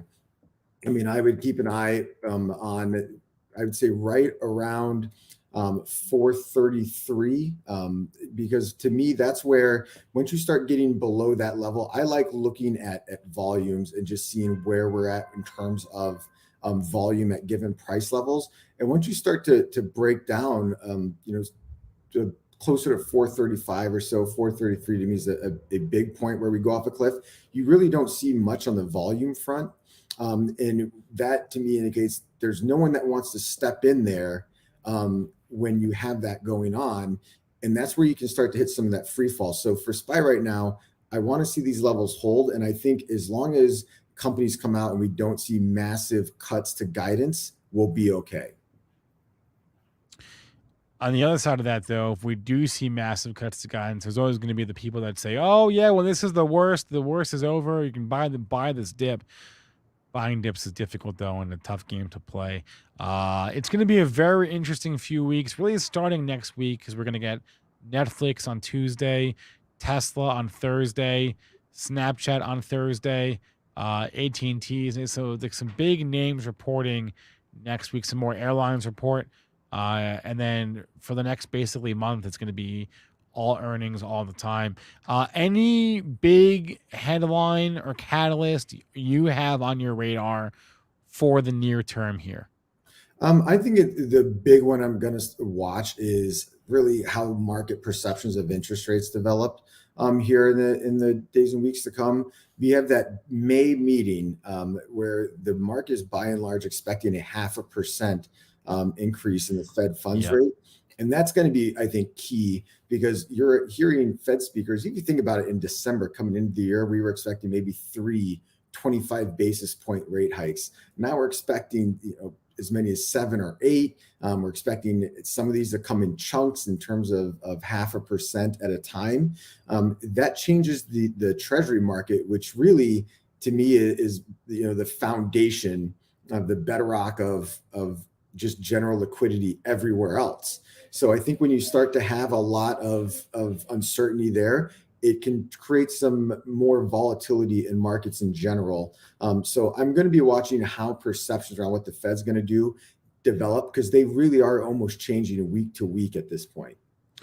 I'm pulling up the CME's FedWatch tool right now just to get a glimpse. I checked it this morning. It looks like market pricing in. Oh, that's changed actually a lot. Oh no, it really hasn't. So for the May meeting, market's saying a 91% chance of a 0.5-point rate hike. But I was looking at June, and this morning when I checked around 9 a.m., the market was saying, the Fed Fund futures market was saying, pretty equal percent chance of that we at the June meeting go up to 1% or 1.5%. The majority view is still that we go to 1.25% at that June meeting.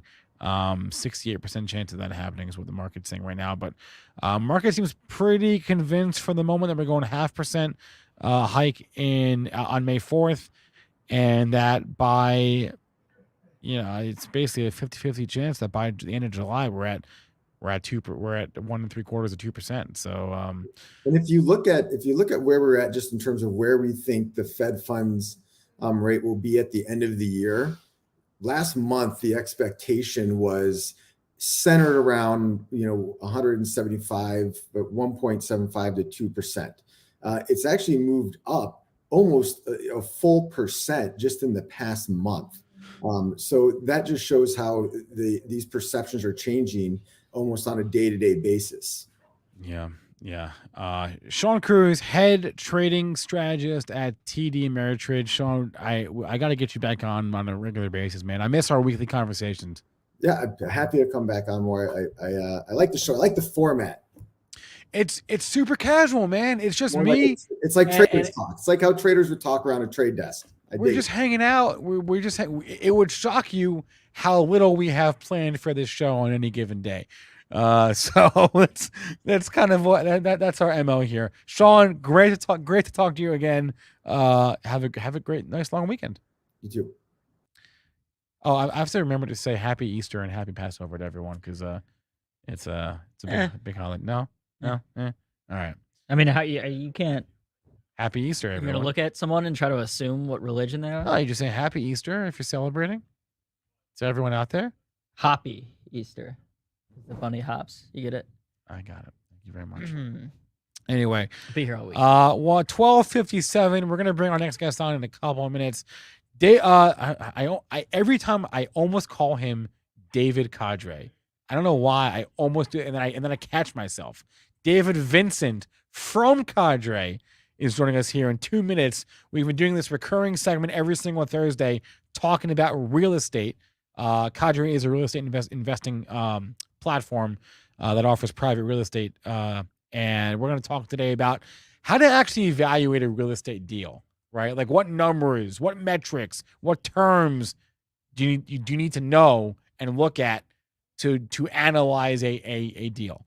That's why David's coming on today, so that'll be in a couple of minutes. Someone just made a comment in the chat about Twitter. Was there volume? I don't know. I didn't see it. Let's see what the stock's doing. Yeah. I do see What is Zen it? Bullish, I think, is talking about the Yeah. Well, it's really coming back now. TED Talk today. Elon Musk. Oh, what time is that at? Do we know? I don't know. I'm sorry, everyone. I haven't heard, and I guess this is credit to Elon for being such a big name and how he promotes and markets himself. But I haven't heard anything about TED Talks in like 5 years. It feels like. Okay, how is it humanly possible for Elon Musk to be juggling the amount of balls he's juggling? Like, how? Because I don't think he actually does anything besides tweet. You think he's in like? You think he's like in the Tesla factory? He's like figuring out like. He's the CEO of 3 companies, and he's doing a TED Talk on the day he made a takeover offer for a 4th company. Like, what? He has a guy at. I'm sure of it. Probably multiple guys at Tesla that oversee like all day-to-day operations, all the logistics. He's like the big picture guy, He's like the sell the dream. He's the ideas man. Yeah, exactly. He's the ideas man. I mean, he probably does like give input obviously on the cars and whatnot. But from what I understand, they do have Tesla does have a talented team of engineers, designers, and everything. But I don't think on a day to day. I mean, Elon literally flies. There's like public info you can see how much he flies on his private jet, like almost like twice a day. It's incredible. Like, so even if you just take out the amount of time he spends in a plane, it's like he doesn't have enough time to do all those jobs. Wait, you're saying Elon flies private? I'm saying he flies more. He flies in his jet more than like any other jet owner in the country. Just once, I want to see like a CEO, famous person like fly Spirit. Just once. I just want to see it. That happens all the time, actually. There was a funny picture last year after the Masters where Hideki Matsuyama was flying just on a normal like Delta flight from Spirit's different from Atlanta, but he was flying from Atlanta to Japan, and everyone was like, "Oh my god, he just won the Masters! Like he can't get a private jet." And people are like, "Do you realize like how expensive it is to get a private jet to Japan?" Expensive. It's like at that point you might as well just buy a first class ticket. But he had the trophy like in the airport. It's funny. Yeah. All right, it is time to talk real estate. Joining us now is David Vincent from Cadre. Let's do it.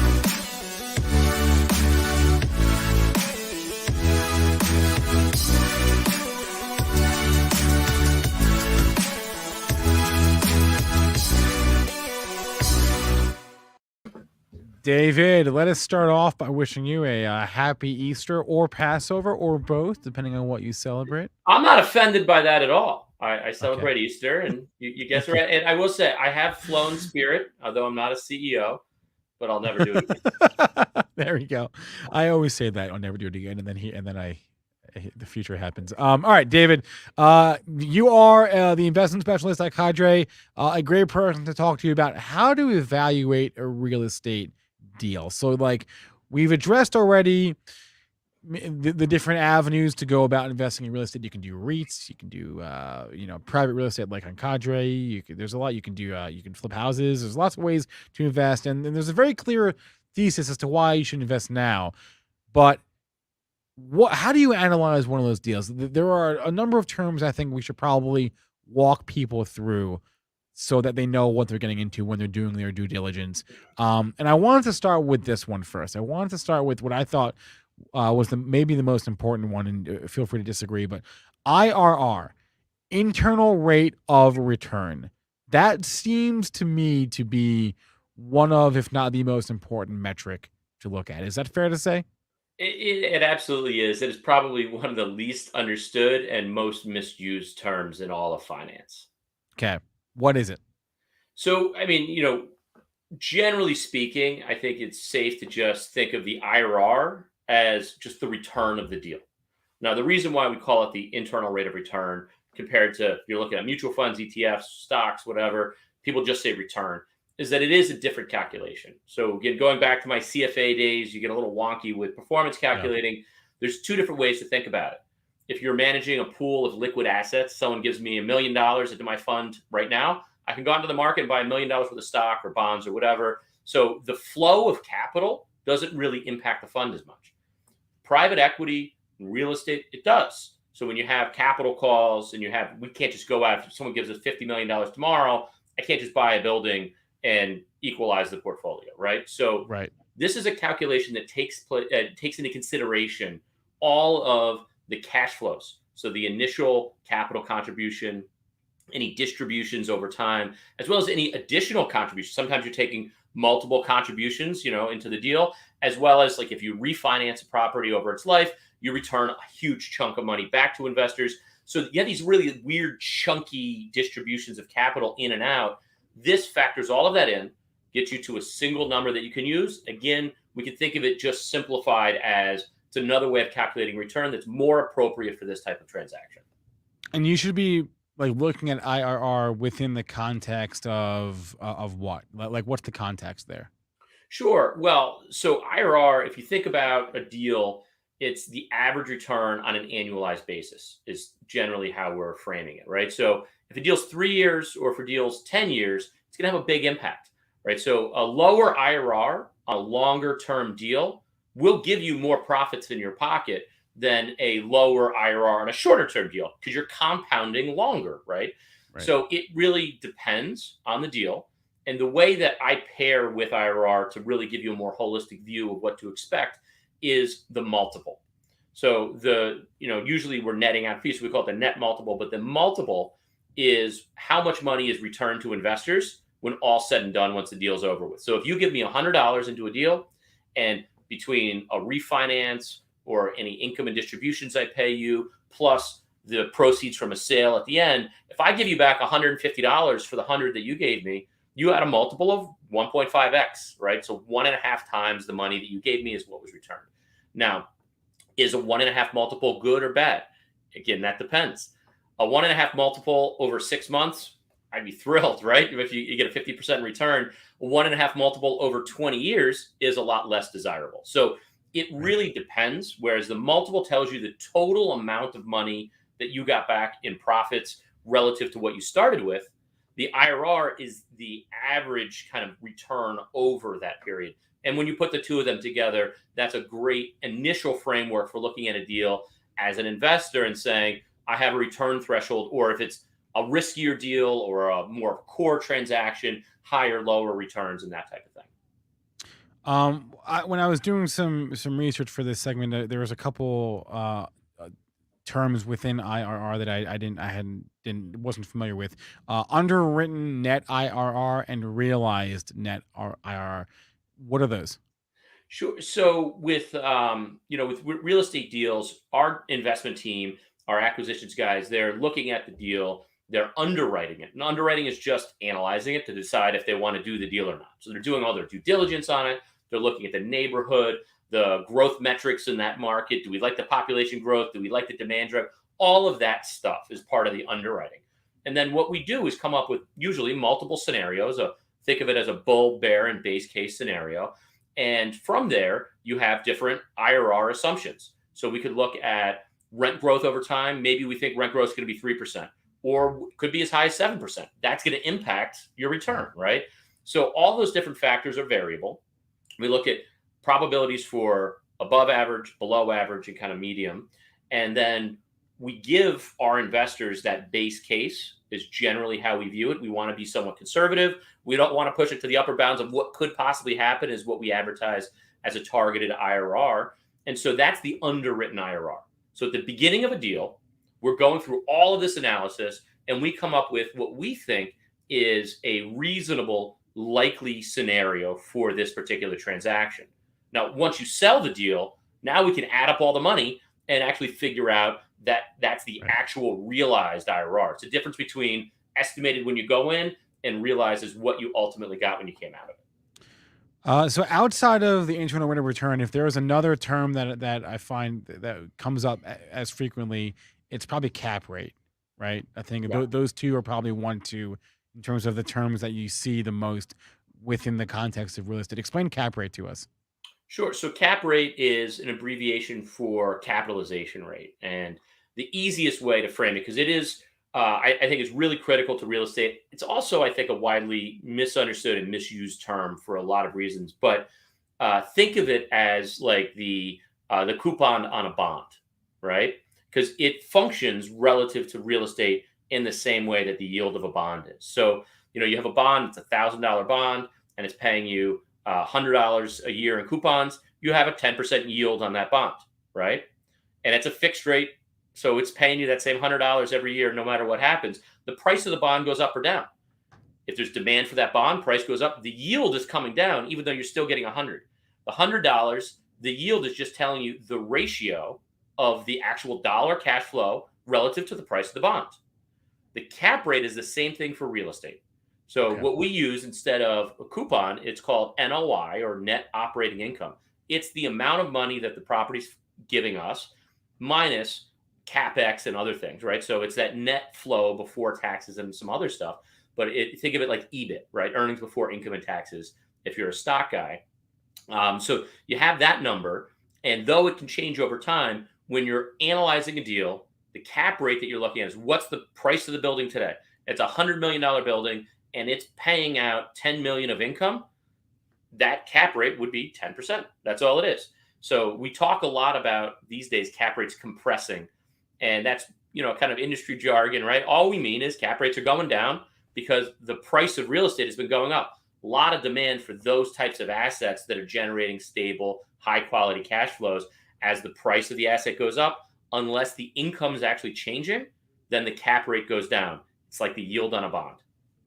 So we've gone over a few numbers here. We've gone over IRR, internal rate of return, multiple, cap rate, and net operating income. Do we look at these numbers only within the context of the specific area of real estate that they're in? Like, for example, we always say when looking at stock multiples or ratios, you can only really compare a PE of a tech company to another tech company. You shouldn't be comparing PEs across industries because they don't really make sense.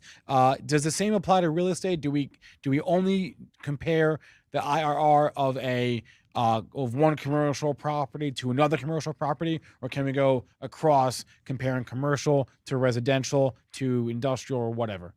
Yeah, I think that's a really good point, Spencer, is that it's different for different asset types. It's also different for the risk profile of that asset, and it's also different for geographies. So, right.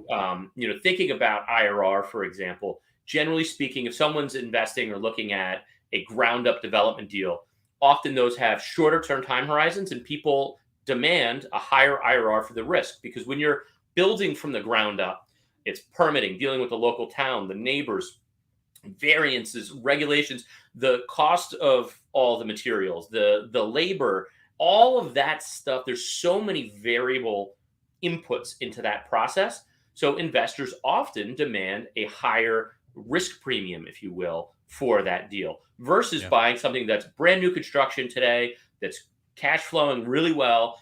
People aren't going to say, I need a really high IRR on this deal, because it's a lower risk transaction. It's in a high demand market, occupancy's up, whatever it might be. And if you think about, say, a Nashville or an Austin or a Charlotte, markets that are experiencing really strong growth right now, compared to a San Francisco or other cities that maybe have declining populations, the relative IRR is going to be different there as well. Yeah.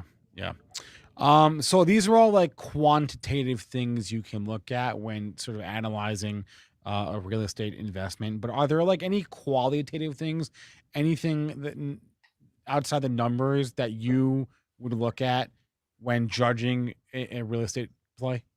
Yeah. So, from the investor's perspective, it really depends on what they're looking for. And you can think about it, more qualitatively from the context of, I think that there is, fundamentally, there's a structural tailwind right now for population trends as it relates to multifamily housing apartments. So maybe that's what you're looking for, are areas of real estate that tie directly into that, right? If you have a big top-down macro view of the world that you have tailwinds or headwinds, and you either want to lean into or lean away from, that's certainly one way to look at it. But I guess the other way is the part of the risk spectrum. And I think we mentioned this before, where the riskiest would be ground up development. Then you have value add, core plus, and then core being the least risky, right? So in that, cap rate gets really interesting. And I'll just use that as one example without getting too wonky on numbers. Cap rate, again, is the ratio of the net operating income, so the income, relative to the value of the property. Does a ground up development that's just dirt right now have any income? No, there's no cap rate. A core property that's fully leased up, fully renovated. If you were to buy it today, there's nothing for you to do except collect the checks every month. That the cap rate is really, really critically important. Now, a value add, which is where Cadre spends most of our time investing, areas where you're increasing, you're doing renovations to increase the quality, hopefully achieve higher rents. You're achieving other operating efficiencies to lower the cost of managing the asset. All sorts of things that you're doing that actually have a direct impact on the NOI or the income of that asset. The going in cap rate, the cap rate that you buy it for today, is not going to tell you what the cap rate is going to be a year from now after we've done this value add program. So when you can actually have control over the income stream, now that's one way to think about kind of cap rate as a metric to help you understand where you are on that risk spectrum and really what makes sense for you as an investor, where you are in your, whether it's diversifying your portfolio, looking for income, or just looking for, long-term real asset exposure. I think those are the types of things that you're going to focus on. Got it. And these are all things that you can do, questions you can ask when you're looking at a specific real estate investment or potential investment, right? But I'm curious if we can zoom out here for a second, David, and just talk a little bit maybe more broadly about the real estate investing platform space, because Cadre is one, and there are several others out there. And as we discussed a couple weeks ago, there are also REITs. It really depends on what you're looking for. When someone, a potential investor, goes to a place like Cadre or like it, what do you advise they look at, the characteristics of the offerings they look at to really judge whether it's right for them or not? Yeah, so I think there's two ways to really think about that. One, again, we've already really touched on, as an investor, you always have to underwrite the deal itself on your own. So the platforms or investment managers are bringing you options, but with any investment, whether it's a mutual fund, an ETF, or real estate, as the investor, there is responsibility for you to understand what you're investing in. And if you don't, start asking a lot of questions, right? So hopefully you're working with someone who can answer those questions for you. But when you're thinking about building a portfolio of private real estate, there's a bunch of different approaches. One is like on the deal by deal side. So picking and choosing individual deals that you want to participate in. Now, the benefit here is you get to curate your own portfolio. You could say, I just want multifamily. I just want industrial. Or I just want to invest where I know in the tri-state area in New York where I am. Or maybe it's the opposite. I have my home here. I want to own something in California because it's going to be more diversifying that way. So deal by deal, a number of platforms and investment managers offer one-off opportunities. Certainly that's something that we've been a big proponent of here at Cadre. And I think it's an excellent way if you want to be more hands-on in building a portfolio. Now, another way is that, yep. No, I was going to say the other way, because that's not the only way. Absolutely. So the next way would be more investing in a fund. And that's been the traditional way to access private real estate on the institutional side. Is you hire a big name fund manager, you give them $50 million, and they're going out and buying. Some funds are just multifamily, they're single asset. Some are geographically focused, and some are more generalist, very diversified funds.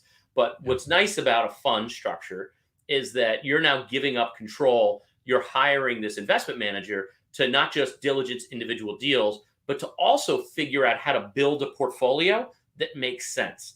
Now, each fund is going to lean into, maybe some are more income oriented, some are growth oriented, again, by asset class or geography. There's a number of different ways that funds differentiate from each other. So you have to figure out what's right for you, but that's much more of like a set it and forget it, take my money, let you run with it as an expert. And then in terms of like fees and minimum requirements and liquidity, can you just speak to that? And I don't know how specific you can get with regards to Cadre. I guess you could probably describe the terms there, but like what sort of things would you say people should look at? Well, I think the fees and expenses are critical in evaluating any investment. And I think we've seen that through the explosion of a lot of passive investments on the equity side, where you're just bringing these fees down as low as possible. Fees compound as well, and that hurts you. So always understanding what fees you're paying, who you're paying them to, because again, I think it's critical to understand what the incentives are for the manager. Are the incentives between the investor or the LP and the asset manager, are they aligned or not? And I think that's absolutely critical. But with real estate or any type of private equity, there's all sorts of different fees that can be charged. So it's really important to compare and contrast among different options to give yourself a baseline of what's the market level. In real estate, one fee that you don't see in a lot of other places, it's called an acquisitions fee. So it's usually more of an upfront fee that investors pay when they go into a deal.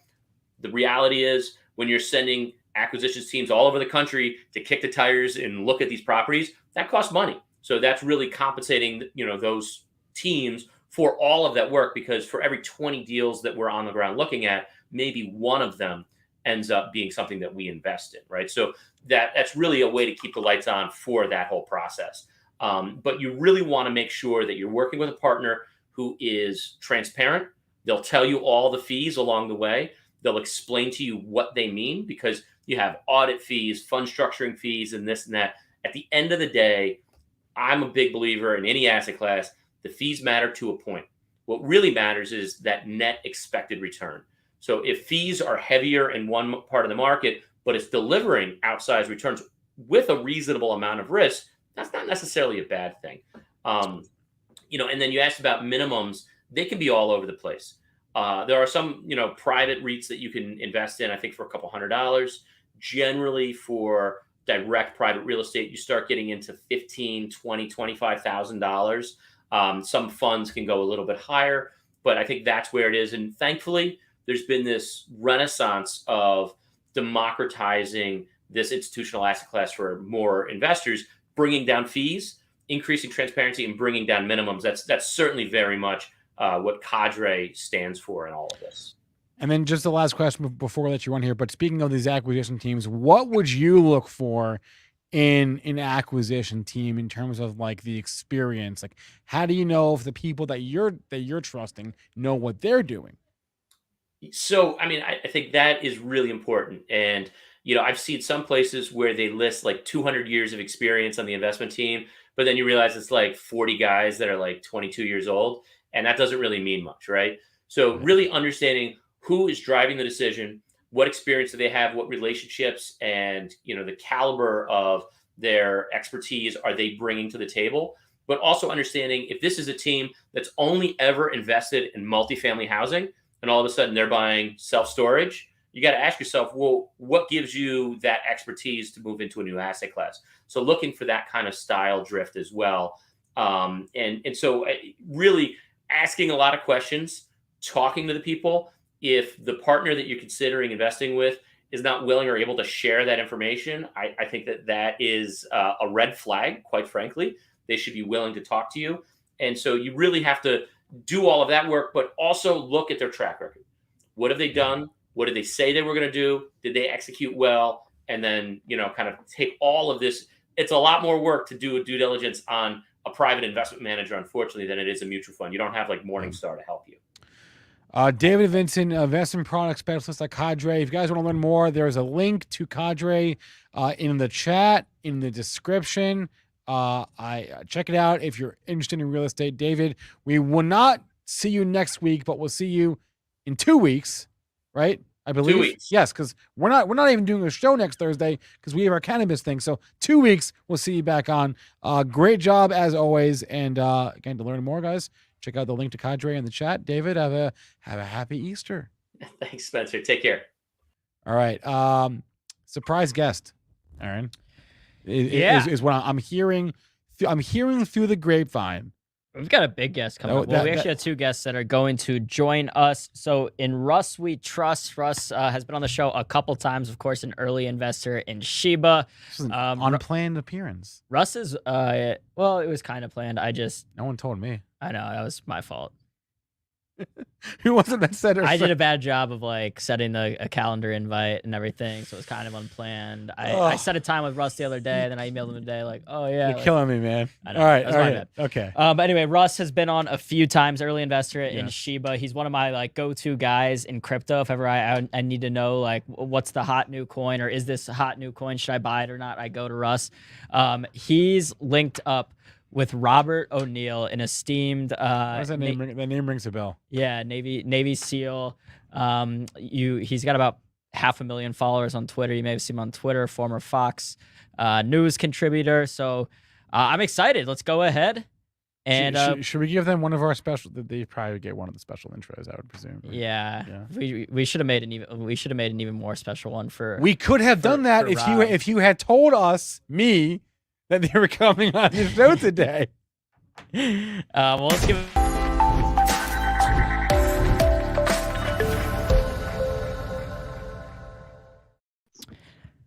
Rob, Russ, how are we doing today? What's going on, guys? How you doing? Hey, good. How are you guys doing? Good to have you guys on the show. Thank you for taking time out of your Thursday to join us. Glad to be back. Thanks for having me. It was last minute for me too. I was just having a bologna sandwich that I made, and Russ sent me a link. He's like, "Dude, big interview. Let's do this." Yeah.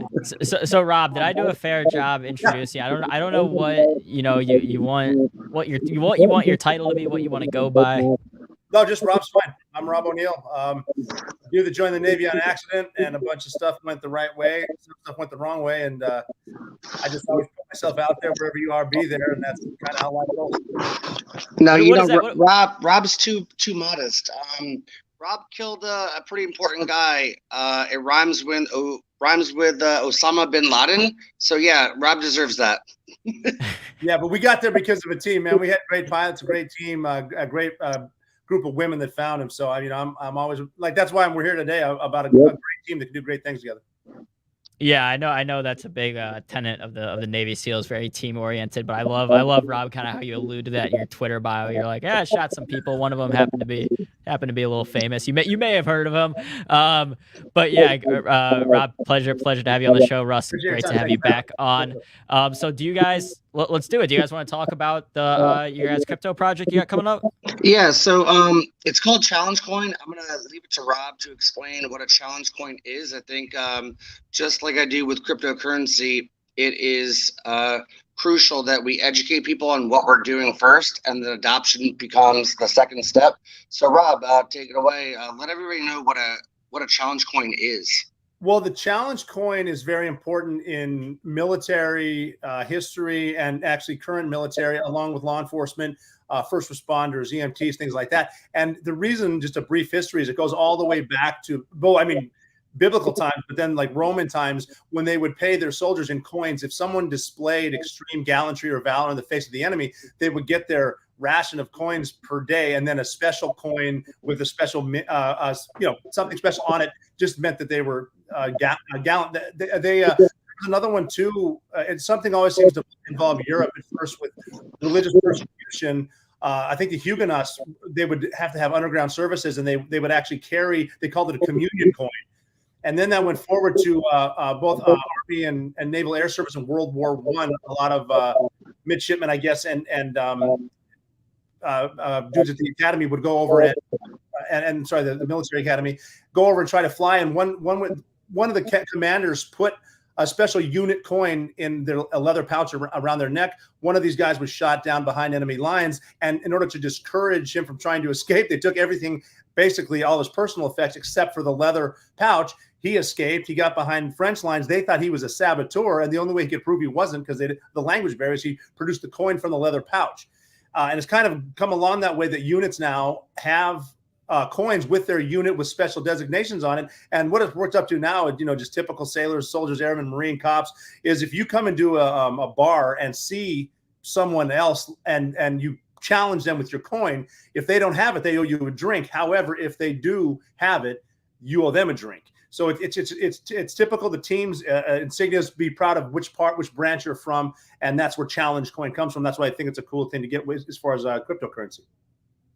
Yeah, I love, and with all the different crypto projects and coins popping up right now, I love ones like this that have kind of a history, have a connection to something in real life. So you have these challenge coins that have had a long history in battle, in war, and now you're establishing kind of this crypto coin to honor that. How do you what's going to be the utility? Is there going to be any way to use the Challenger coin outside of just as an investment? Yeah. So the challenge coin is going to have a lot of utility, a lot of use case. 4% of every buy and every sell, hence every transaction, is going to go into a wallet for charities. So we have a long list of charities we want to donate to. And then to incentivize holders, 2% Ethereum reflections. For those who don't know what that is, it's like a reward. It's like a daily dividend. So 2% of the entire day's transactions gets redistributed amongst the holders that hold the coin. And you'll be able to purchase a lot of things. The partnerships that we're creating, it's so vast. It's happening so fast right now. And it's got one of the most use cases I've ever seen. And we are teaming up with some NFT projects called Frogmen, which is another word for like a Navy SEAL. That is a great project. Wow, like it's mind blowing what we're about to do with this partnership. And yeah, the use case is more than 99% of the coins out there. Yeah, that's what I love about this. And so as far as the timeline goes, I mean, when can the general public be able to purchase this coin? So right now we're just signing up people for a pre-sale, and we're lucky to have way too many people wanting to get into the pre-sale, which is great. But you have to go into In Rust We Trust on Facebook. That's my group. And then you can enter the pre-sale on inrustwetrustcrypto.com, and that'll get you more tokens, pre-sale prices before it launches. And with my knowledge of cryptocurrency, I think that this is going to go just green candles like all the way up very, very shortly. Like as soon as it launches, it's going to be nuts. So I just dropped that link to the Rust We Trust Facebook group in the chat. Rob, have you been into crypto, into NFTs at all, or is this kind of your first foray into crypto? This is sort of my first foray. I'm getting into the NFTs. I talked with Russ a while back, and he was explaining how this works to me. It's fascinating to me, just going back to the origins of the coins and how this is the future of coins and currency. It's just very, very cool. I'm learning a lot as I go. I'm a big believer in, it's good to know your past, but don't be afraid of the way forward. This is it to me. Russ is a great mentor and a great friend, and it's just with the team that we have with a couple other Navy SEALs, Kaz Larson, a great businessman. We got Jeff Gum, Ed Byers, who is an MBA from Wharton, and also I may add a Medal of Honor recipient, one of the very few living Medals of Honor. Wow. And yeah, just a great team, and we've just noticed that these are guys that, regardless of it's whether you're trying to get through SEAL training or going to Wharton or starting your own business that's designed around an Australian Speedo, these are guys that want to be successful at everything.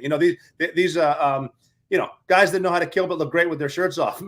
Present company excluded, of course. But no, just dudes that are successful, dudes that want to be successful, have this team effort, sense of humor, which keeps morale high, which I think is great for business. It just seemed like a good click, good fit. As soon as we all met each other, and this seems like the way to go. And a lot of people are expressing a lot of interest, including myself. I'm fired up about this.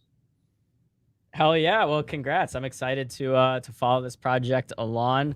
I'm just asking the chat if they've got any questions before we let you guys go. But yeah, guys, thank you again for hopping on today. Yeah, for sure. Thanks for having us. We would love to answer any questions that anybody has before we go. Yeah, here's what we'll have to do. We'll have to get you guys on for a follow-up interview once the coins launch, kind of see how the launch is going, see what's new with the project, and then that way we'll get because I'm sure our audience will appreciate that too. We can bring you guys back on when they can actually go and buy the coin if they want to. So yeah, guys, like I said, excited to follow this journey. Yeah, I have not been this bullish on a project since I marketed for Shiba. This is going to be very big. It's going to be a global, just warrior when it comes to cryptocurrency, and we're going to prove to everybody what cryptocurrency can really do. Even when it comes to Ukraine and other countries, obviously we will be very U.S. military based, when it comes to our focus. But when other countries are in need, we'll be there as well. And you can't do anything more than that. I'm just in love with this project. Yeah, Russ, you brought up Shiba. I meant to ask you about that. About of course, I saw the news in the past week where Shiba was listed on Robinhood. When I saw that, I thought of you. Yeah, I'm still pretty tight with some of the dev team of Shiba. For those who don't know, I was unofficial and then became official marketer for Shiba. So the official Shiba token page on Facebook, that's what is the official page, and that's what I created. And yeah, I knew that was coming, and I couldn't really talk about it, but it's big things. And with our merger with Activision and Microsoft picking up all the metaverse for Shiba, it's gonna moon again, and people just need to relax and stop thinking that it's a 20-year-old project. It's only a year and a half old, and there's a lot to go with that.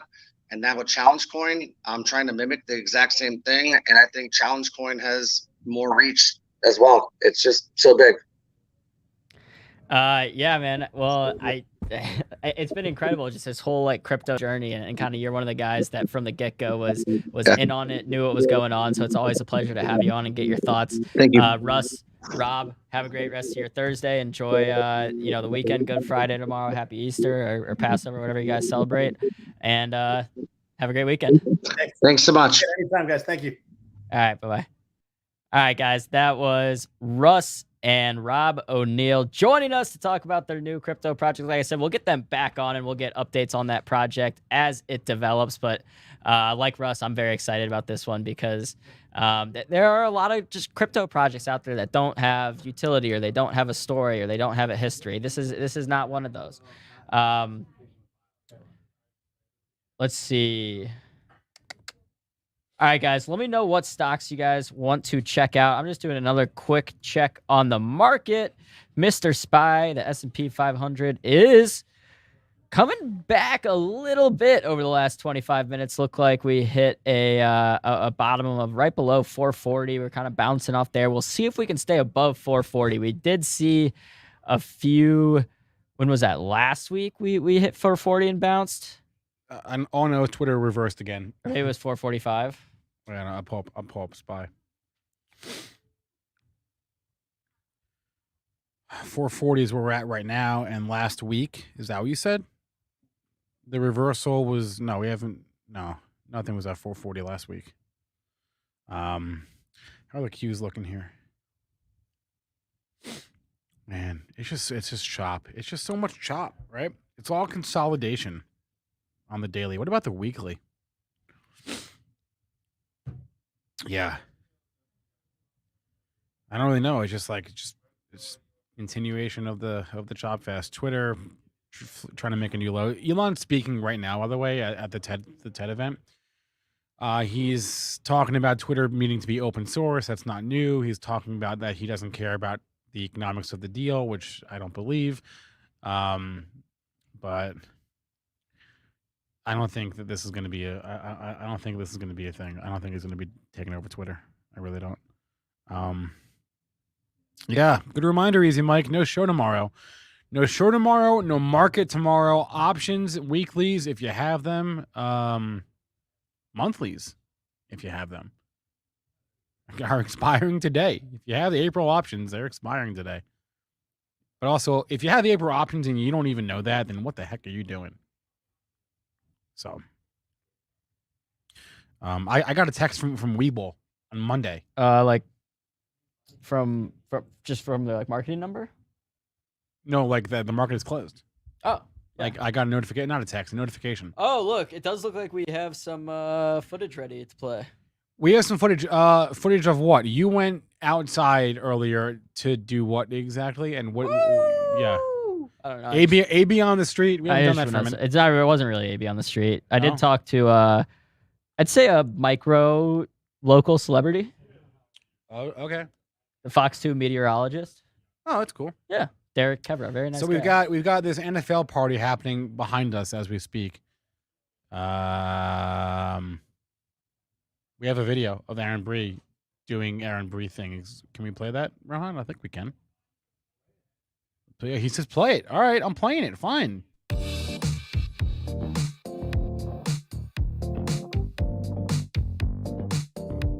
What is up, everyone? It's AB. We're back on the street. I'm here at One Campus Martius in beautiful downtown Detroit, Michigan. As you can see, we've got a lot of Lions gear. If you're wondering why, at 4:30, we'll be having a big press conference. Roger Goodell will be here. Mike Tirico will be here. We'll be talking about Detroit hosting the NFL draft in 2024.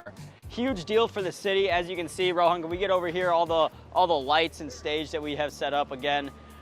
Goodell will be here, Tirico will be here. We'll be back at 4:30. Hey, if you've got anyone in mind already in college, a college football player that you want the Lions to draft in 2024, or whoever your NFL team is, let us know in the comments. Let us know who you want to see drafted. Again, this is 2 years away, so you got time. All right, we're live here, One Campus Martius. I'm here with Derek Kevra, the meteorologist from Fox 2 Detroit. Derek, how's it going? It's going good. The sun is out, so it's warmed up just a little bit, which is preferable to where we were this morning. It was a little chilly. All right, he's already getting the mixing the weather in there without even. All right. So first question, and this is important. Yeah. So tomorrow, it's Good Friday. The stock market's closed. Yeah. We have work off at Benzinga. Okay. Will I be able to golf? You will. I would suggest going into northern Oakland County. The farther south you golf, the more of a chance you have of rain. If you get north, you will probably stay out of it. It's going to be chilly, though, but you can probably get out. All right, so I can get out, but maybe like a quarter zip. I think that'll be safe. Is it going to help your golf game at all? I mean, good No, weather. I'm kind of like Scotty Scheffler. I need to take the jacket on and off every swing. Then, yeah. Then you'll be good. Yeah. All right, second question. So when you're doing your real job, right, and you're doing the weather. Yeah. When you're going like this, how do you know what's behind you on the screen? It's a very good question. So Thank you. The green screen. So when I'm doing the weather, when I turn around, it is a big gigantic green wall behind me. But we fake it a little bit because we put a TV on that side and a TV on this side. So when I turn and I appear that I'm looking at the wall, I'm actually watching myself on TV. So that's that's the magic of TV right there. Oh, a little behind the curtain. We get some inside tips there. All right, so we have a kind of, there's like a joke in business and finance that economists have a job where they can be perpetually wrong and keep their job. Yes. Where do meteorologists fall on that spectrum? I think we fall right below NFL referees. Okay. Very timely. We're out here, Campus Martius Park, 4:30 today. We'll have the Lions and NFL will be hosting a press conference for the NFL draft in 2024, hosted here in Detroit. Thank you, Derek, for joining us. No problem. Thank you, guys. Hey, that was our building that you could see in the background there. True. You could almost see you through the window doing the show. You could almost see me through the window. Great questions, man. I wouldn't have thought to ask about the. I as soon as you said the stock market's closed, I was like, how's he gonna get this one in there? How's he gonna transition this one to a weatherman? But you did it.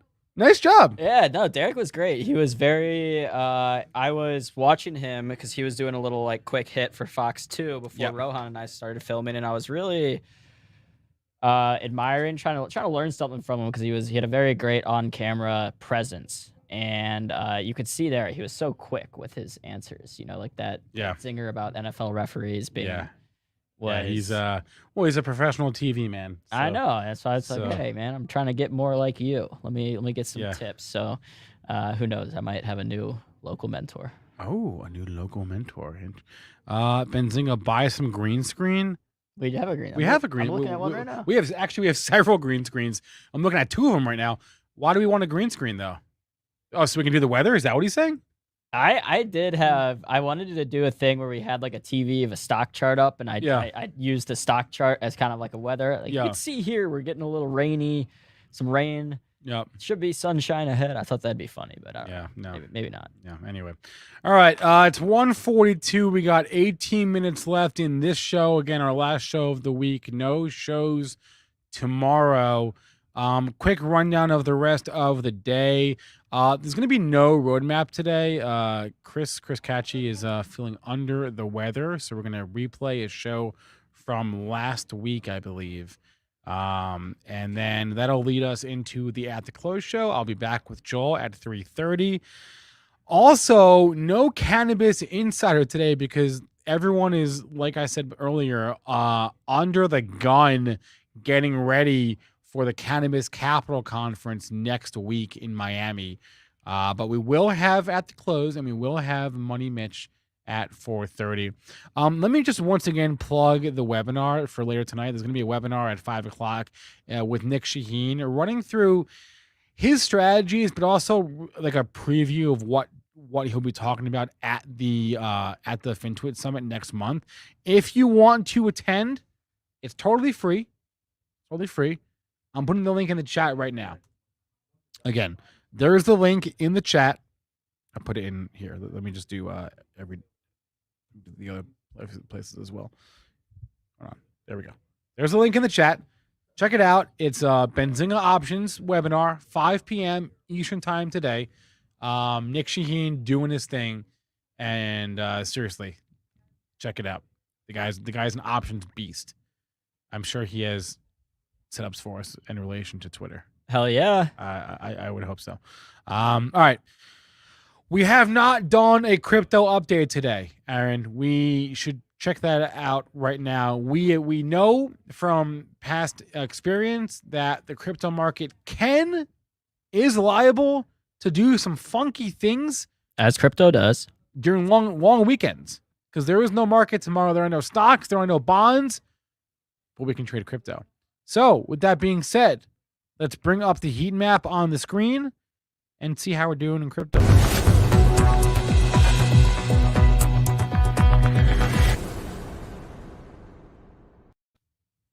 Here we go. Mostly red. Mostly red. I gotta say, a little bit surprised there.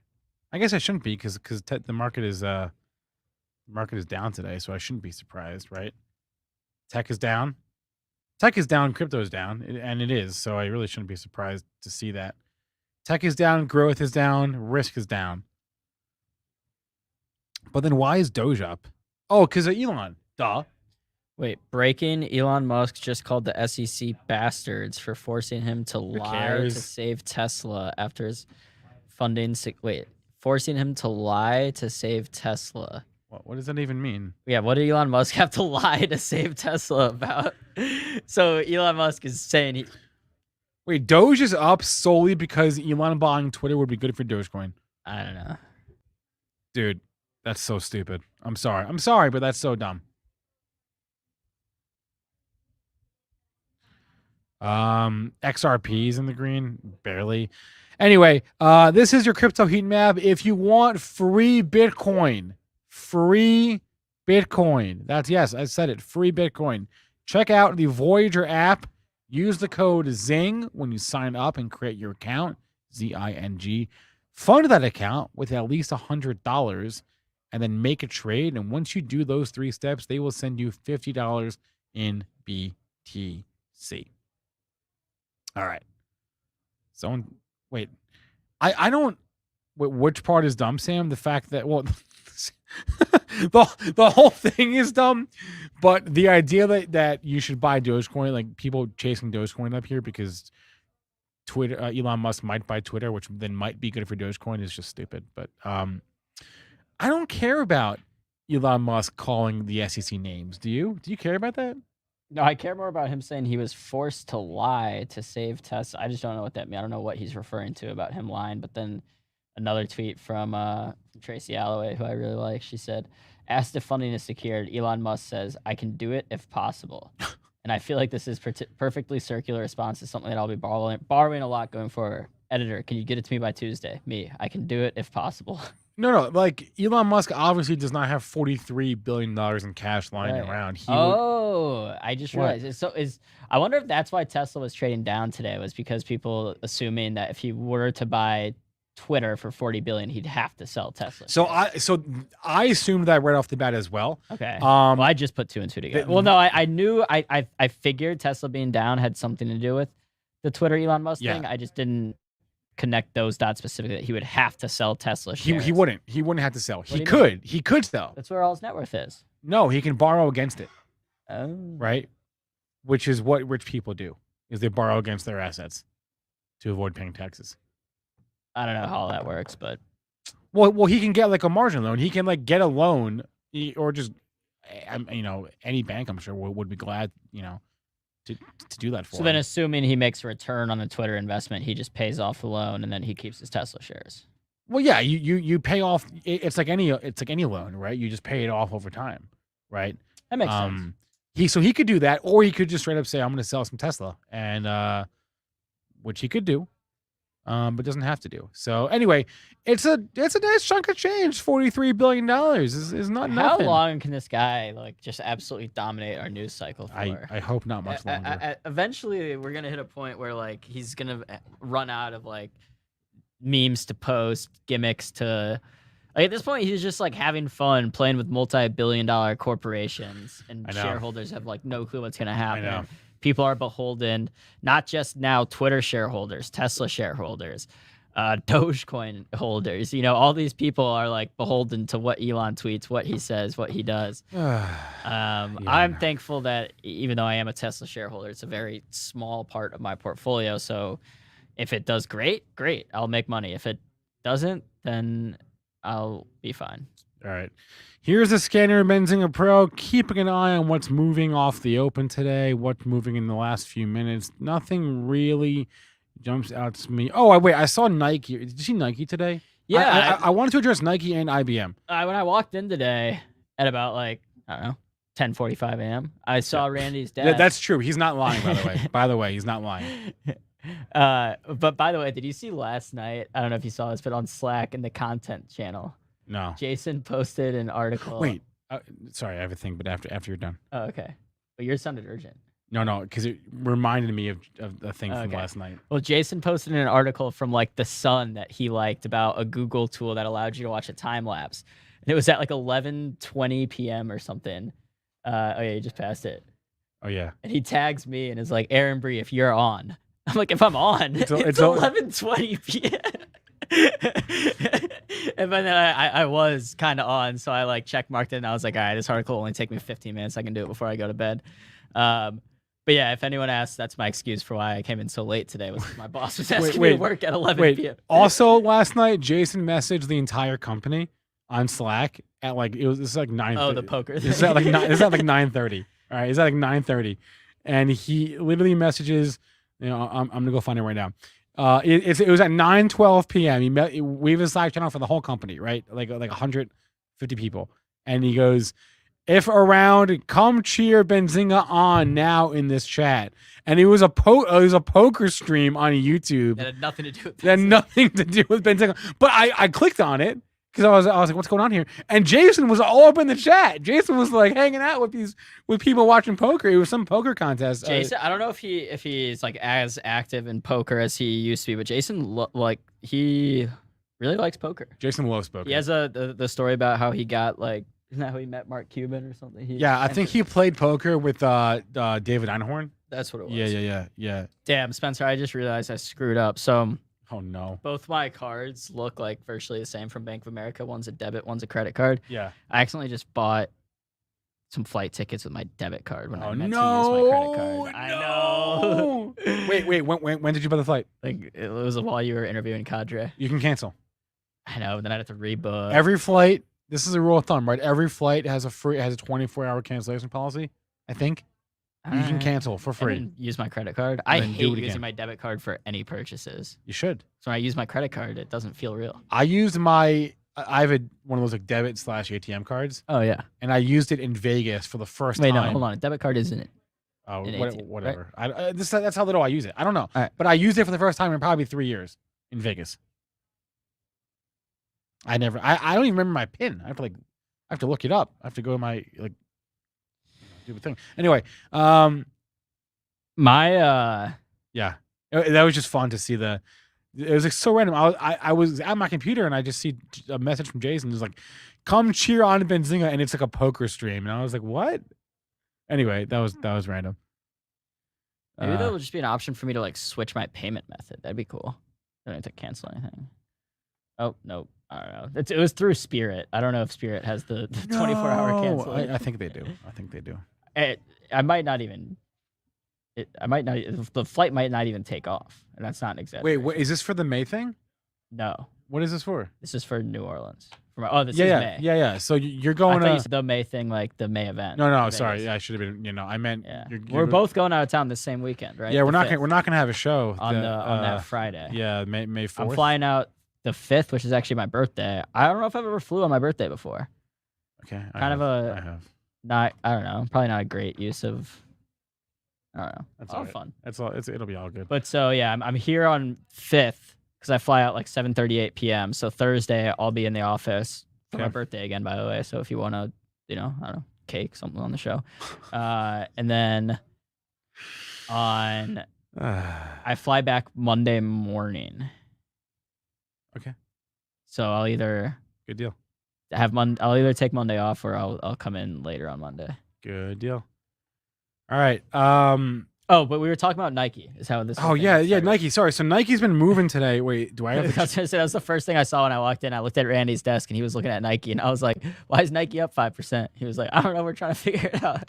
I think UBS has some bullish comments. Is what I saw. Oh. Checking the news feed. We probably have a whim on it by now. Oh, so many freaking headlines. Oh my gosh. Let's go. That's why I don't like going there, because I have my settings over here. Let's go Nike in the news feed. By the way, oh, there's a lot going on there. I can't read all that. By the way, I wanted to mention this. If you guys have Benzinga Pro, you probably noticed in the news feed this new feature this week that I am loving. The newsfeed search feature. Okay.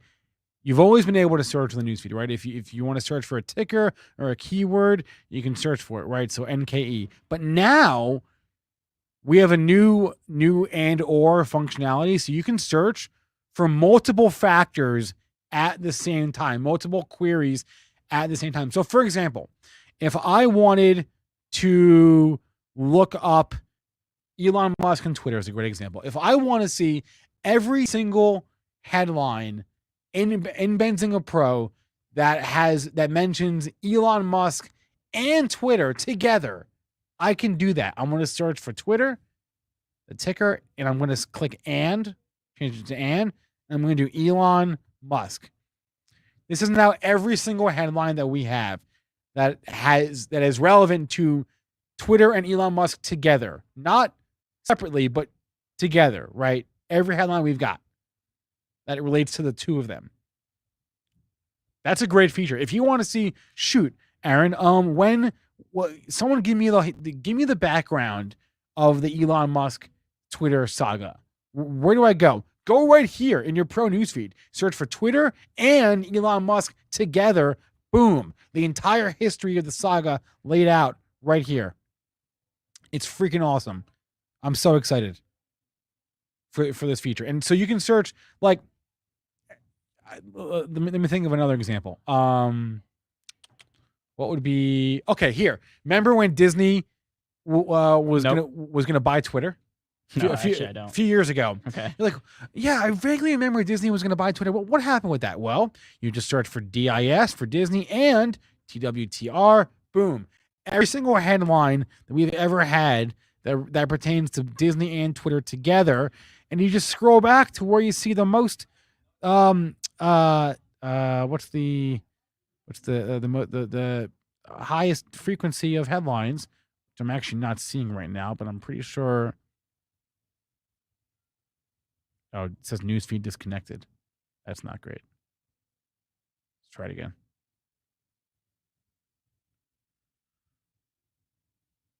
Yeah. Oh no, it's not working for me. All right, that's not working right now, which is not great. But it works when the newsfeed decides to play ball. Let me try a refresh. That usually does the trick.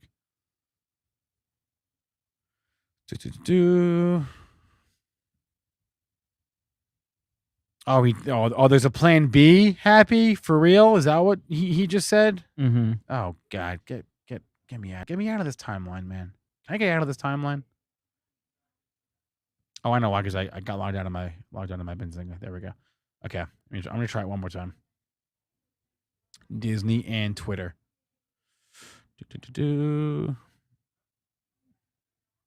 Nope. Okay, whatever. Moving on. Okay, that's it for our show, man. 1:58. We've been on for 3 hours. Well, you have. I've been on for almost 3 hours. Yes, we had the Start Engine Shark Tank pitch. We had Vivi the Bio Queen. We had Hot Stocks Luke Jacobi. We had Shawn Cruz TD Ameritrade. We had David Vincent from Cadre, and we had the surprise guest. We had Russ Davis from In Russ We Trust Crypto, and Rob O'Neill. Rob O'Neill, the guy who the may have killed Navy SEAL who may have or may not have shot Osama bin Laden. The world may never know. Never know. All right, guys, that'll be a wrap for us. As I said, rerun of the roadmap today. So I'll see you guys in an hour and a half on at the close. If you would be so kind, you see what he's doing right there with the thumb, with the thumb right there. You just hit that thumbs up button on YouTube or wherever you're watching. I know it sounds stupid. I feel dumb saying it, but it really does help. Yeah, I mean, it helps people this find is a grown man with a full beard. I hate doing it. Who's getting married, asking strangers to click a little button on their computer. But he's doing it. He's putting his pride aside.